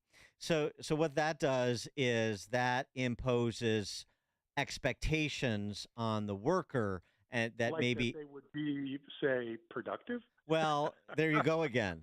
And we so can't have you on again. what You're saying the P word. what we need to do is what employers need to do, like you at First Things, is focus on making sure employees know they're valued, and then they will be more likely to meet expectations that you're not allowed to define. But that's the it's we just need to reverse the flow of who's really in charge, and obviously it's the employees. Well, before the pandemic, all these, especially tech companies, but it filtered throughout the Fortune 500. There was a lot of coddling of employees, free food and laundry services at the office and all that kind of thing. So I do think that there's a kind of reality check that we're going to go through. I remember meeting with a retired corporate lawyer. We were talking about this probably 2021, and are people going to go back? And he said, nothing like a recession to get people to go back to work. So he had pointed out he had seen it in the 80s and then again in the 90s that although unemployment rate's still pretty low, so I think employees still have some leverage, but not as much as they did in the immediate aftermath of the pandemic. Mr. Reno, I don't know if you know, there's a large group of people, they've never been into an office. I met this lady at church, this young lady, she graduated in 2020. She's never had to go into an office. She's done remote work her entire, young career. So, and they're of the mindset, I think, that, well, I'll do 3 days a week, but I'm not going back 5 days. Yeah, I certainly know some young people on that line, and I tell them, you got to make a choice. Or do you want to be a laptop service worker, or do you want to be, CEO, or you want to be executive suite? And a lot of people don't have that much ambition. They just want to make a salary and have a good life, and more power to you. But I think if you're ambitious, you just got to. You're kidding yourself if you think you can advance rapidly without being in the office and in the line of sight of the decision makers for an organization. So, like I said, some people aren't that ambitious, and well, fine. But I think if you are ambitious, it's you got to be in the office. And this is a great time for an ambitious young person because you have less competition. You can signal to your boss that you're raring to go, and there are plenty of people who are seduced by the illusion that they can rise in success by working from home. You make the mention too. I don't want to align you and the Amazon CEO too closely, as you talked about him coming late to this. You actually brought your workers back at First Things in August of 2020. So while these guys, these dilettantes, were parroting whatever was coming out of Tony Fauci's mouth. Well, they were not just parroting it, but they were reinforcing it. I think that if you were a grandee in the American economy, you had to pretend this was all going to be fine. Otherwise, you would get hammered. I mean, I fly under the radar screen. We've got 12 employees, and some of them are remote. I mean, I have a couple people who have worked remotely before the pandemic, obviously. But a lot of these young people, they were desperate to come back to the office. They were so isolated, these little tiny apartments in New York. So they were kind of grateful that they had an excuse. Oh, my boss is making me go in. Right. There's all that shaming somehow that you were an evil, wicked person if you were not self-isolating forever. Now the only question I have about your piece, I'm not sure I would use this metaphor exactly. What? You write, arguing for the superiority of in-office teams over Zoom-linked employees is like making the case that it's nearly always better for spouses to live in the same city, preferably in the same dwelling. I think maybe this remote work era, there were a lot of husbands that were making the case that you could do that with marriage too. So I don't know about that exactly. Well, no, what do you mean? Back up on my. No, I'm kidding. I'm just kidding. I'm just kidding. If I'm as productive of working remotely, then yeah, exactly. We could be in the same general vicinity, but maybe 3 days a week we'll be in the same dwelling, so that sort of thing. Yeah, well, there are exceptions, obviously, that prove the rule. There are some cases where it's only because the husband lives in Chicago and the wife lives in New York, that the marriage endures. Yes, exactly. But 99% of the time, it's best. And I think the same thing with the home office work. Surely there's got to be some functions that can be done remotely very effectively. But, it's the conversation you don't plan to have that's often the most important one you have in the month. Yeah, right. As opposed to we're allotting this, 30-minute Zoom call. Yeah, no, that's a great point. Exactly. I wanted to get your reaction to something else, to another topic. This piece from Frederick de Boer, who's an academic and a Marxist. Identity politics is a game the left can't win. He writes something this is like pithy, they think, comeback to the criticisms from conservatives about identity politics.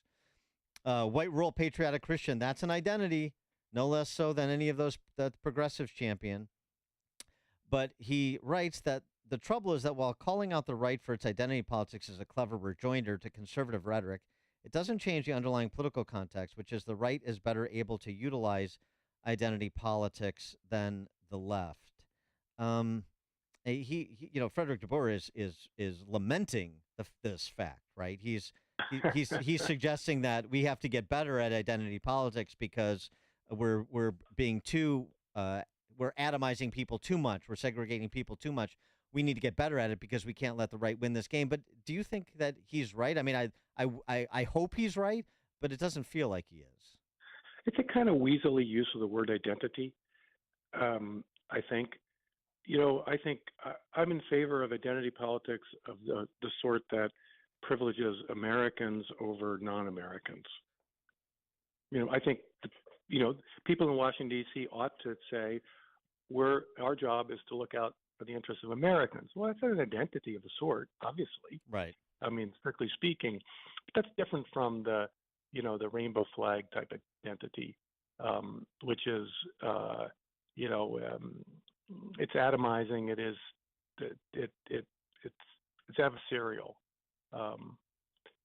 So it's zero sum. It's also sorry to interrupt, but it's also zero sum.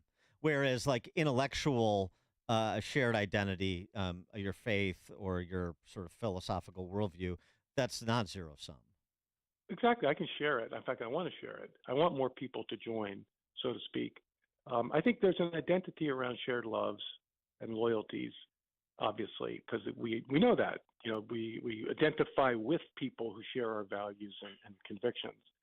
And that's different from, shared DNA or these objective characteristics, which I think is it's much more inflexible, it's less human, more reductive. Whereas our shared loves are, they're uniting identities rather than dividing identities. I mean, we obviously disagree with people on that many things, but so I just think there's a confusion on de Boer's in his thinking there. Well, I don't think people on the right really have an identity politics in the same sense that people on the left do. Yeah, no, I agree with that. But what about his concern that the left is self-immolating? As I said, I wish that were true. Then I look at what's happening in all of our civic and cultural institutions, and I don't see that to be true at present. It's hard to say. I mean, there's a lot of dissatisfaction out there, but then no one, the rich and the powerful seem to acquiesce. The voters, the homeowners in River Forest sign on. Yeah. It's like, I find it perplexing. I mean, I think that it's a paradoxical thing. They think that, it doesn't really matter, right? The world continues to grind on, and productive economic behavior is rewarded in our society by and large still. So why can't we just accommodate the wackos who are over in City Hall or in Town Hall or whatever it is over in River Forest? So you know what I'm saying? So you I mean, that's why it feels like on the one hand there's no resistance, and it just seems to invade like an infection all these institutions of our society. And I think it's an illusion that wealthy center-left people have that they can sort of turn the switch off if it gets too extreme.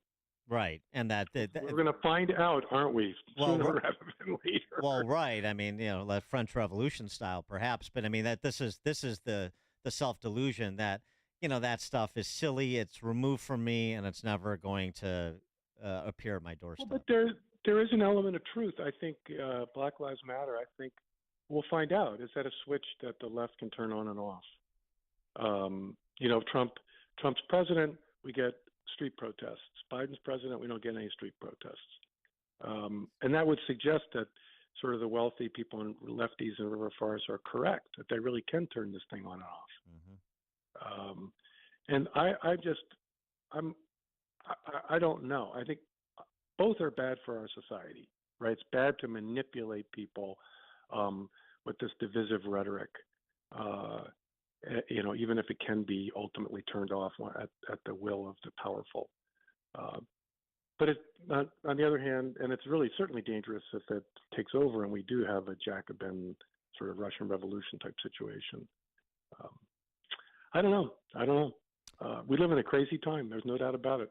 No doubt about that. Rusty Reno, editor, firstthings.com. Rusty, thanks as always. Appreciate it. Okay, great. Thanks. Thank you. And he joined us on our turnkey.pro answer line.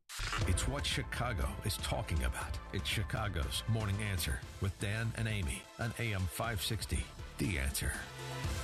Attorney Joe Cordell. Business owners and professionals face special challenges in divorce court. In addition to everything else going on, they have to contend with allegations that they are earning more than they are, coupled with claims on their business or practice itself. Clients with assets depend on their divorce lawyer's skills in these matters, and that's why it's so important to hire someone that has those skills. Schedule an appointment with one of Cordell & Cordell's Springfield area attorneys. 2815 Old Jacksonville Road, Suite 103, Springfield, Illinois, 62704.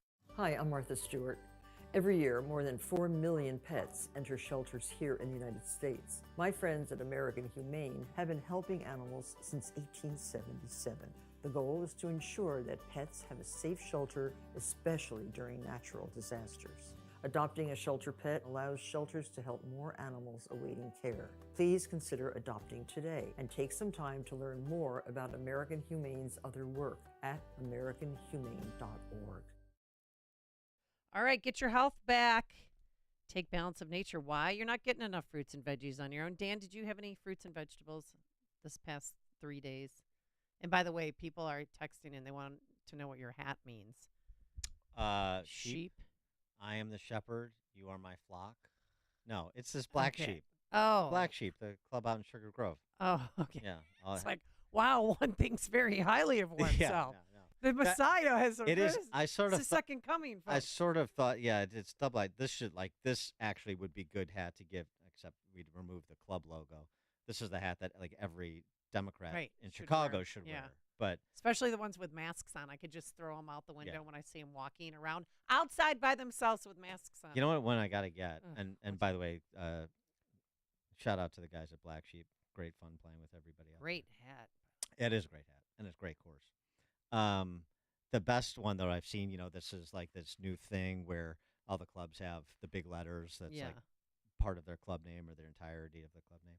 The best one is Lost Dunes in Bridgman, Michigan. Right. What does it say? Lost. Which is how I feel on a golf course and in life generally. Yeah, I could wear lost. You're lost in sheep. Lost sheep. Yeah. Yeah. All right, I'll have to get one of those. Okay. Work on it. All right, but fruits and veggies, that was the question. Did you have any this weekend when you were at Black Sheep golfing no, with the I did. I had some broccoli with my veal limon on Saturday. Oh, so yeah. Nice. All right. Well, that's why you would be the perfect person to take Balance of Nature because you're not getting enough fruits and vegetables on your own. 6 capsules. Yes, that's what I take daily. You're getting a whole bunch of different fruits and vegetables. In fact, there's 31 different fruits and vegetables. I can't even name 31 fruits and vegetables. It's real food, real nutrition. So be one of the cool kids. 800-246-8751. 800-246-8751. Use discount code Chicago or online at balanceofnature.com. Discount code Chicago. Greetings, friends. Sebastian Gorka here. You've probably been hearing my colleagues and I talking about investing with Wirepoints for a while.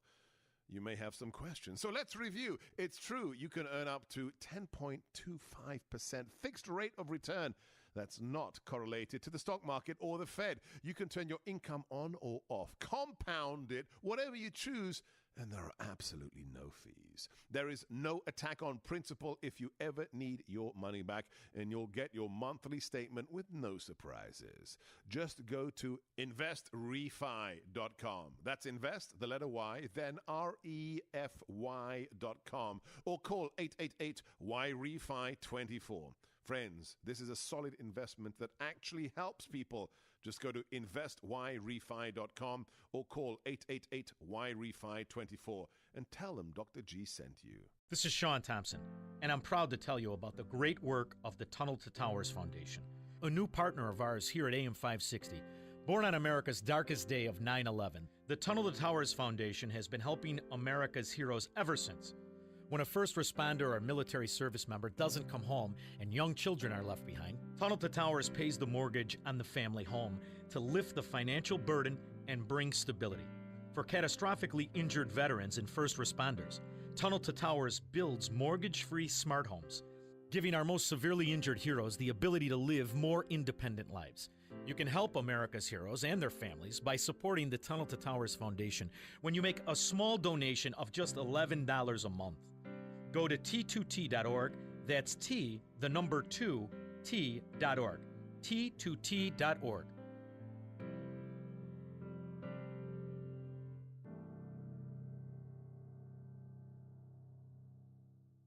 This is Mike Gallagher. Sign up today for an unforgettable experience in Israel this October. Dennis Prager and I are traveling to the Holy Land on the Stand With Israel tour with our trusted partner, Inspiration Cruises and Tours. This is a trip of a lifetime. You don't want to miss it. Register today before it's too late. Visit standwithisraeltour.com, standwithisraeltour.com, or call 855-565-5519, 855-565-5519. And together, let's stand with Israel. You're smart, you're busy, and don't have time to waste on the mainstream media cycle. Salem News Channel breaks that cycle. Topics that matter from hosts worth watching. Dinesh D'Souza, Andrew Wilkow, Brandon Tatum, and more. Open debate and free speech you won't find anywhere else. Salem News Channel, not like the other guys. Watch anytime on any screen, free 24/7. Find everything you need to know at snc.tv. That's snc.tv.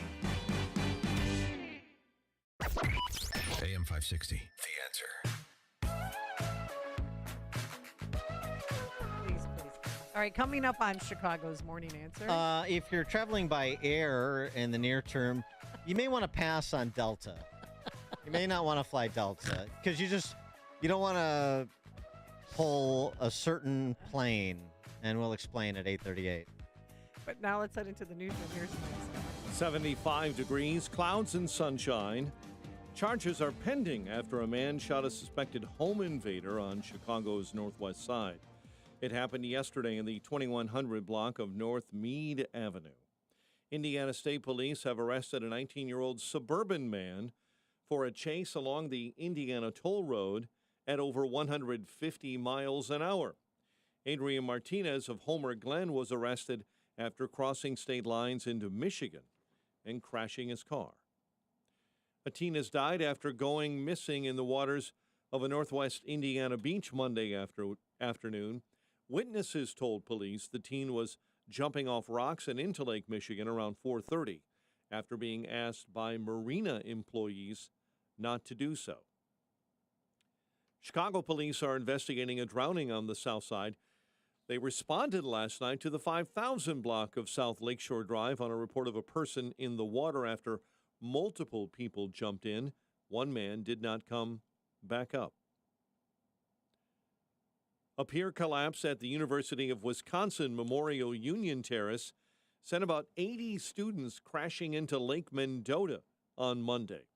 University of Wisconsin police say all 80 were on the pier at the time of the collapse, including this student, Nicole Mitchell. There was definitely too many people on the dock. I hope they put a capacity restriction on it in the future so it doesn't happen again. One person was transported with non-life-threatening injuries. The pier was supposed to be removed today at the end of the swim season. Cubs blanked the Giants 5-0. Justin Steele solidifying his Cy Young credentials. 2 hits, 12 strikeouts. Cubs now trail Milwaukee by 2.5 in the NL Central. White Sox a 12-1 blowout loss to Kansas City. Bears prepping for the Packers on Sunday. In college football, Duke upsets number 9 Clemson last night, 28-7. The news, a service of MyPillow. MyPillow 6-pack bath towel sets are back in stock. The proprietary technology makes them extremely absorbent, yet still provides that soft feel that you look for in a towel. For a limited time, get 50% savings with promo code LIBERTY. A check of traffic and weather on the way next on AM 560. Mike Gallagher sees the country coming around. But you know what? In talking to people, they're angry, but they're also resolute. You know the old expression about the sleeping giant? It feels like people are finally waking up. People are seeing how awful the other side is, and they're realizing we are going to have to get this country back. The Mike Gallagher Show, weekdays at 9, right before Dennis Prager at 11 on AM 560. The Answer. Are you considering a unique way to enhance your investment knowledge this year? Then sign up today for the all-inclusive Eagle Financial Publications Cruise. Along with our trusted partner, The Money Show, we're setting sail this December to explore some of the most beautiful and unspoiled destinations in the Caribbean. But this is no ordinary vacation. It's a chance to learn from top Eagle financial experts like best-selling authors George Gilder, Mark Skousen, and others who will be hosting a series of workshops and seminars throughout the trip. Imagine lounging on the sun deck while discussing investment strategies with like-minded individuals, or enjoying a gourmet dinner at the same table with one of our leading financial authorities. This once-in-a-lifetime cruise is a perfect way to combine education and relaxation to achieve your investment goals. This cruise will sell out quickly, so visit EagleFinancialCruise.com today to learn more and to secure your cabin. That's EagleFinancialCruise.com. Eagle Financial is a division of Salem Media Group. Balance of Nature's fruits and vegetables in a capsule, changing the world one life at a time. You know, when you're not eating anything, you're not getting any nutrition, it really took a toll on my health. Balance of Nature is upping my nutrition and just making me healthier, and my energy is good with it, so I like it. At 64 years old, I know I eat terribly. So with the Balance of Nature, I do feel better because, you know, as you get older, you start to get a little slower, a little more tired. And at my age now, I'm bouncing around on ladders. The product is fantastic.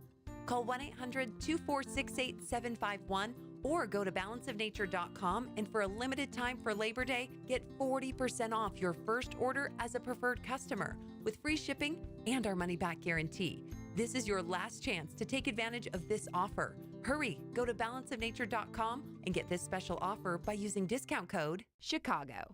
Rick here from Forever Remodeling. You probably heard me talk about how our unique design-build process removes the normal problems of hiring a design and construction company separately. But just don't take my word for it. Listen to these customer reviews. Kelly W. says, from consultation to design to construction, my remodel flowed seamlessly.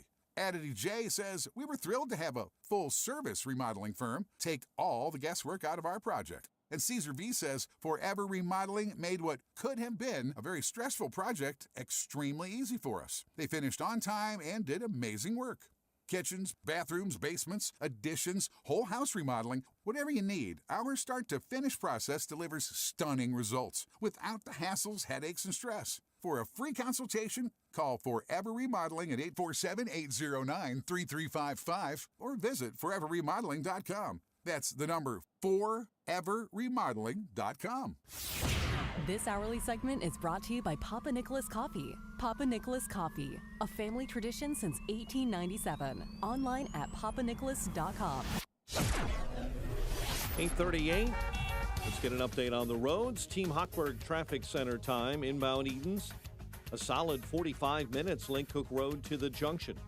Kennedy inbound, right now it is at about an hour and a half from O'Hare into the Burns Circle interchange. The Ike-In, 58 minutes, 390 to the old post office.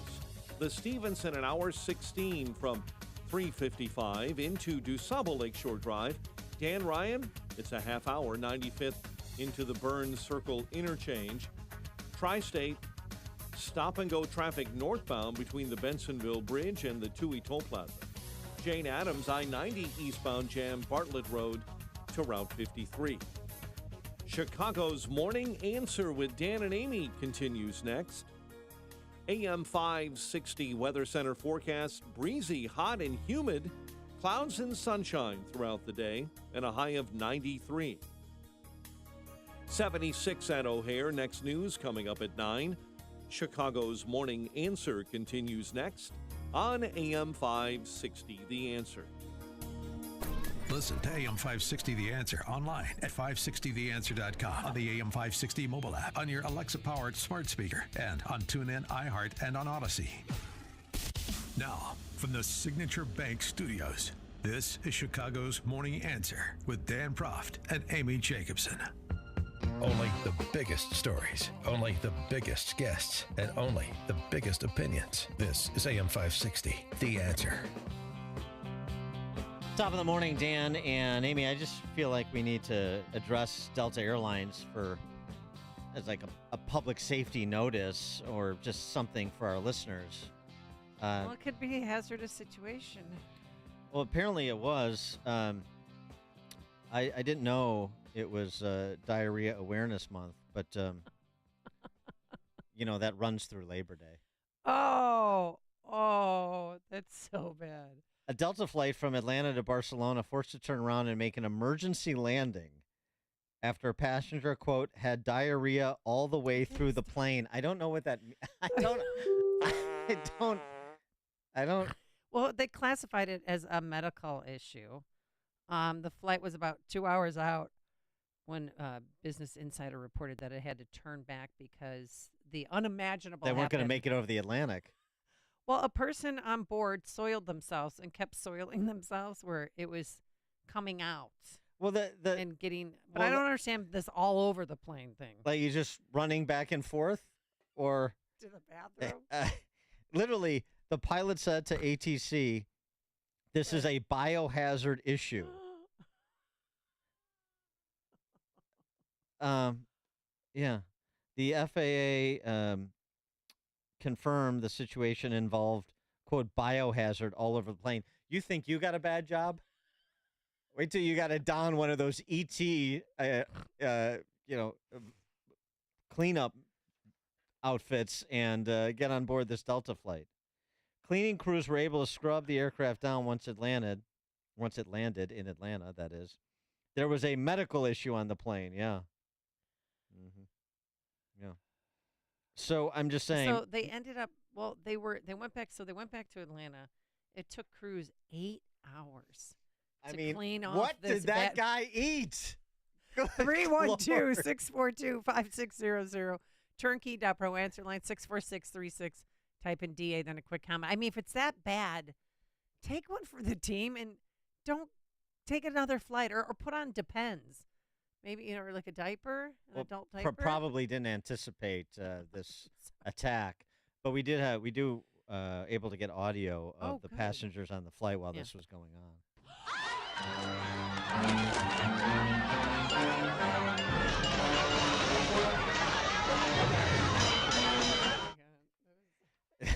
I would have been looking for a parachute. Can you imagine the smell? Well, that's what, I would have, because I have such a keen sense of smell. I'd be vomiting. Well, that's what I'm saying. I just don't think you want to fly Delta because they put this plane back in operation clearly after it was scrubbed clean. They said 8 hours to clean it. 8 hours? What was he like? He had it on his hand, like smearing it? Well, not 8 hours to clean him. No, to clean the plane. Yeah, I said, I understand. But they're saying that there was diarrhea all over the plane. Like, what does that mean? Like down the aisle when he was running to the bathroom, in the bathroom? I guess. I don't, on the seat? Did he switch seats? Yeah, great question. Did he kept jumping different seats? Like, oh, this row's empty. I'll sit here. Oh, no, I'm going to go sit here. In a related story, more problems at Delta. This be related? Well, more problems at Delta Airlines. Oh. This you're not going to like. Not that you like the other one, but woman whose dog was misplaced again in Atlanta. Oh no. Dog misplaced. Dog's gone. Offered $1,800 by Delta. As compensation. No, it's compensation for a lost dog. Are you kidding me? It's like a little chihuahua. Or oh my! And she put it underneath, checked the dog in, and now she can't find it. Yeah. Paula Rodriguez booked on a flight to San Fran by way of Santo Domingo when the Customs and Border Patrol detained her over missing visa credentials. Eventually, officers decided Rodriguez would not be allowed to enter the country and ordered her to stay in the detention center overnight, where she would not be allowed to have her dog until she could board a flight back to the Dominican Republic the next day. Uh-oh. Delta promised to watch Maya, Paula Rodriguez's dog, but when it came time to board her flight the next day, her dog was nowhere to be found. Oh. It's not good. She's got a lot of pictures with her dog, too. Yeah, she clearly loves her dog. Yeah. Her dog is her everything. So she couldn't remain in the airport to search for her dog, so she boarded the plane back home with her hope that the dog would be on the next flight out, but a check for $1,800 was on the next flight out instead. That's not going to cut it. I wonder if Maya sensed, they have this heightened sense of smell. Right. I wonder if it was the same plane. And Maya said, I'm hightailing out here. She may not have been able to get past Border Patrol, Customs Border Patrol, but I will. And I'm going to make my way to America because I'm not getting on that flight. Maybe. I don't know. I'm just asking. You were on a flight recently, too. You were talking about, we were talking about this idea of a no-kid section on the flight. Yeah, this Turkish Dutch Airlines looking to remove children's noise by offering an adult-only zone for flights, and people will have to pay more. I think that they should have, God, I'm going to sound like such a fattest. Fat people zones on flights. Fattest. I'm a fattest. But you know what I am, and I just, the flight that I was on from St. George to Phoenix, they ran out of seatbelt extenders. And now. St. George to Phoenix. Oh, boy, look at globetrotting. What's in St. George?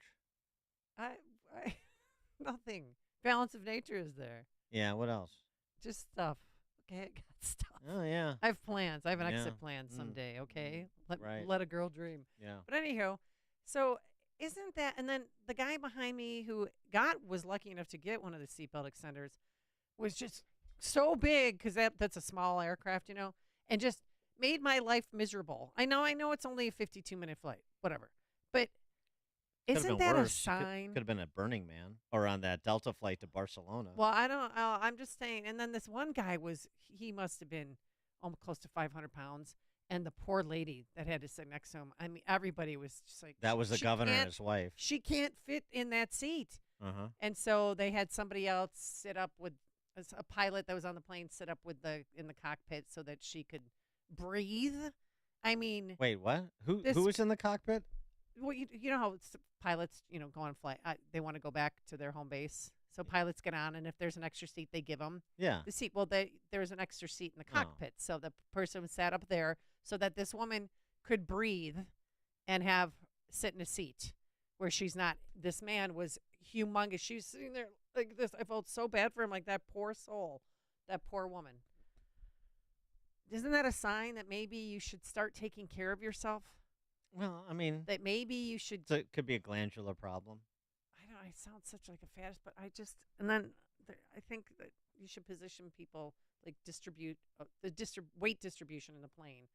Yeah, is important. Why don't you leave that to the pilots? They have a handle on that. The airlines are pretty good at doing the weight distribution. I feel like inserting myself, like, hey, I don't think these two 500-pounders should be on the right side. One should be on the left side. One should be on the right side. Yeah, I think they've got like I don't think they do. I think they don't know how much people weigh before you get on a plane, and you're randomly or you buy seats, pay more to sit up front. They do know how much a plane can hold without negatively impacting its ability to arrive at the destination, which is why we we've gone years without a commercial airliner going down.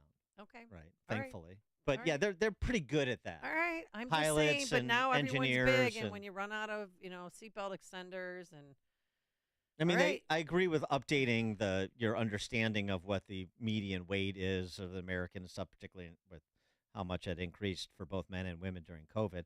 But they're pretty on top of that. Kind of thing. So the plane's not going down. So trust but not verify. All right. The plane. Well, yeah. I mean, the plane. Yeah. Trust. You're not in a position to be able to verify. No, I'm not. Yeah. So that's the other thing. To shut up or get off the plane. Just be happy that no Crazy one was lady running aisle up. 4. Yeah, just be happy no one was running up and down the aisle, defecating all over the place. God. So it could be worse Okay. than that situation there. Or that your dog wasn't taken. Yeah, that's true. That would nothing be worse. Kevin in Northfield. Well, Dan, several comments. First of all, on this diarrhea attack on the plane, Yeah. bring black snakes on the plane. That's my first comment. Number two, I want to know, an investigation should be had. Were they serving food and beverage at this very time? And then the third question I have is, do people realize that when they're all excited, they get an aisle seat? This is not the time you want an aisle seat. Yeah, right. Thanks for the call, Kevin. I like a window seat, just in case, But the food and beverage thing, I mean, no. They don't well, I guess that was a transatlantic flight, so maybe they would have had food. But They would definitely have food. yeah, but they were just a couple hours into the Yeah, I flight. know. And also, I mean, Oy. what is it possibly that there's something else going on with that person's internal workings or not going on? Scott and Rory, you're on Chicago's Morning Answer. Yeah, I just find it, the first thing that I thought about with that, I'm assuming it's a guy that was on that flight with the diarrhea. If if it was a friend of his or something that gave him like a special cupcake or something before the flight as a joke. Yeah, thanks for the call, Scott. A lot of text messages. Yeah. Bring a truck scale for those people. I got another diarrhea joke. If you want to hear it. All right. Let's hear your diarrhea joke. What's the worst combination of illnesses? Diarrhea and Alzheimer's. You're running, but you can't remember where. Oh, so. Is that? We're gonna get unpiece- emails on that. Come on. Not It's a joke. PC joke. Yeah, exactly. You think that's a joke? Well, I didn't think it's funny, so then I don't think it's a joke. File a complaint with our anti-bias team at Salem. Ryan in New Lenox. Yeah, no, we've all been there, Dan. I mean, you can't judge this guy too much. We've all been, you have too much of that airport food. What do you expect? Well, yeah, I mean, yeah, yeah, okay. I mean, I don't want to get too scatological here, but I don't know. Don't you feel something like that coming on a bit? Yeah. I don't know.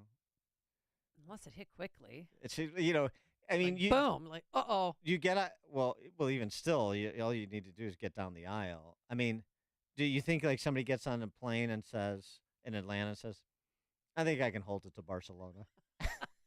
Boy, was I wrong.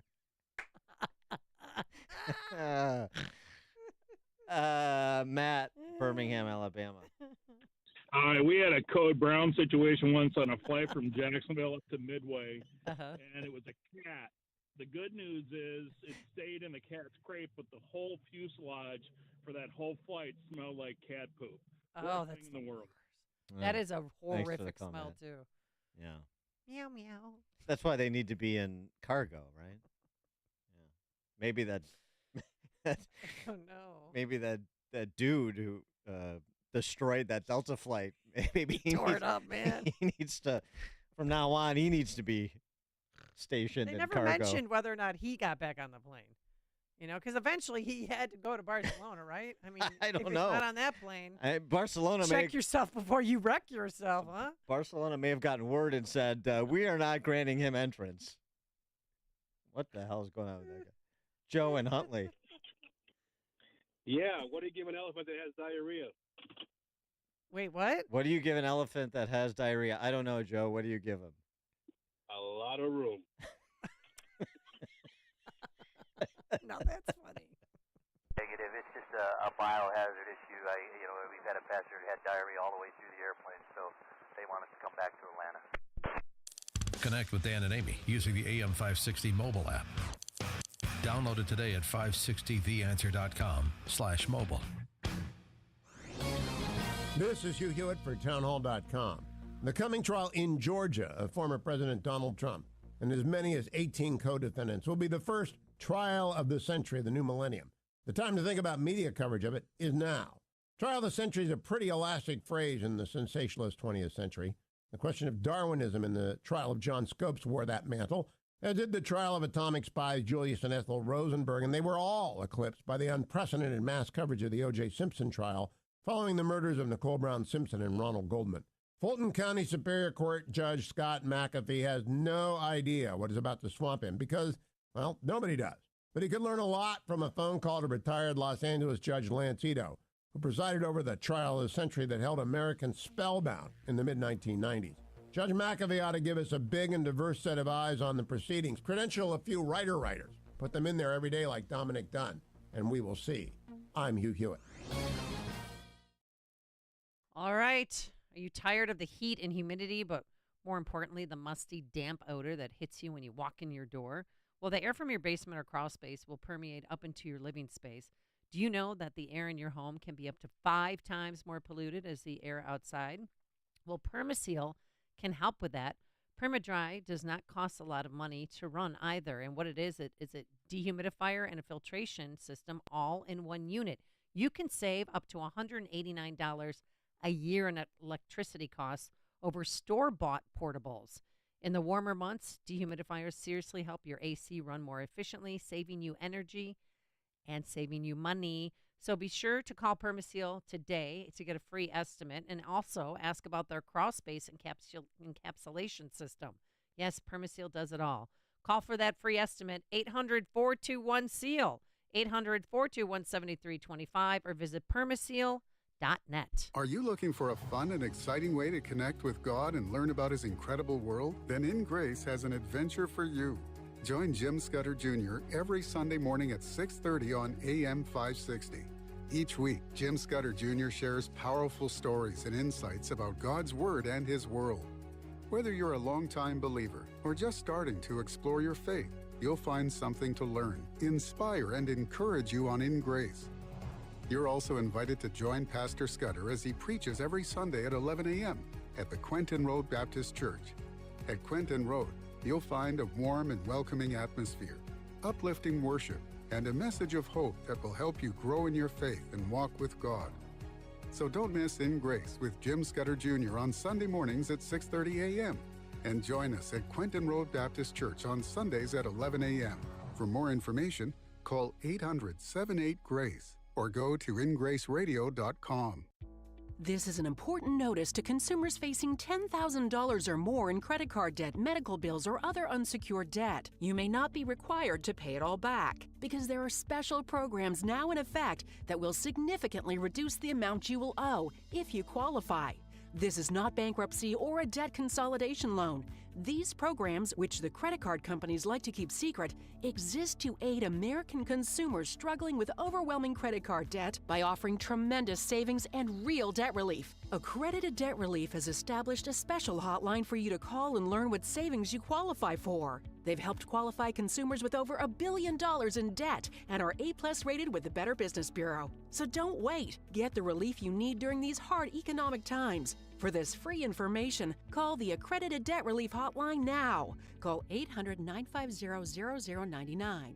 800-950-0099. That's 800-950-0099.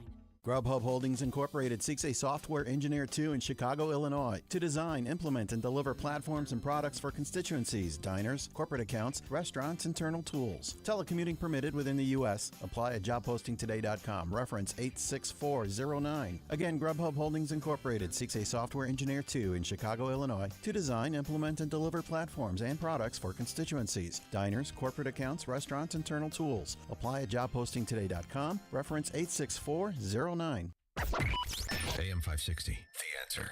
We got more diarrhea stories rolling in. Dan and Amy, maybe he overdosed on Balance of Nature. Ha, ha, ha, ha. When you're on a flight, is heading home, and your seat is full of foam. Diarrhea. Diarrhea. I forgot about the diarrhea. Remember the diarrhea? Oh, that's awesome. It takes me back to my youth. I got this story. Guy playing this course who soiled himself, continued to play. When he came in on 18, our GM had to hose the guy and the cart down. Oh, and he went in and had a drink. His foursome said he soiled himself on 16. They told him to go in. He kept playing. I'm finishing this round, the best round of my life. I'm not going into the clubhouse. All right. That's awesome. That's hey, it's you play for the love of the game. That's what we always say. But this whole thing reminder: Mom and Dad were right. You go to the bathroom before you travel for just these sorts of situations. Don't learn the hard way. All right. Thanks so much for making us part of your morning. Hope you weren't eating breakfast during our last segment. Thanks to Justin Kosick and Quinn McCarthy.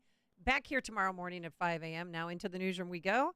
Here's Mike Scott. A teen has died after being pulled from Lake Michigan in East Chicago, Indiana.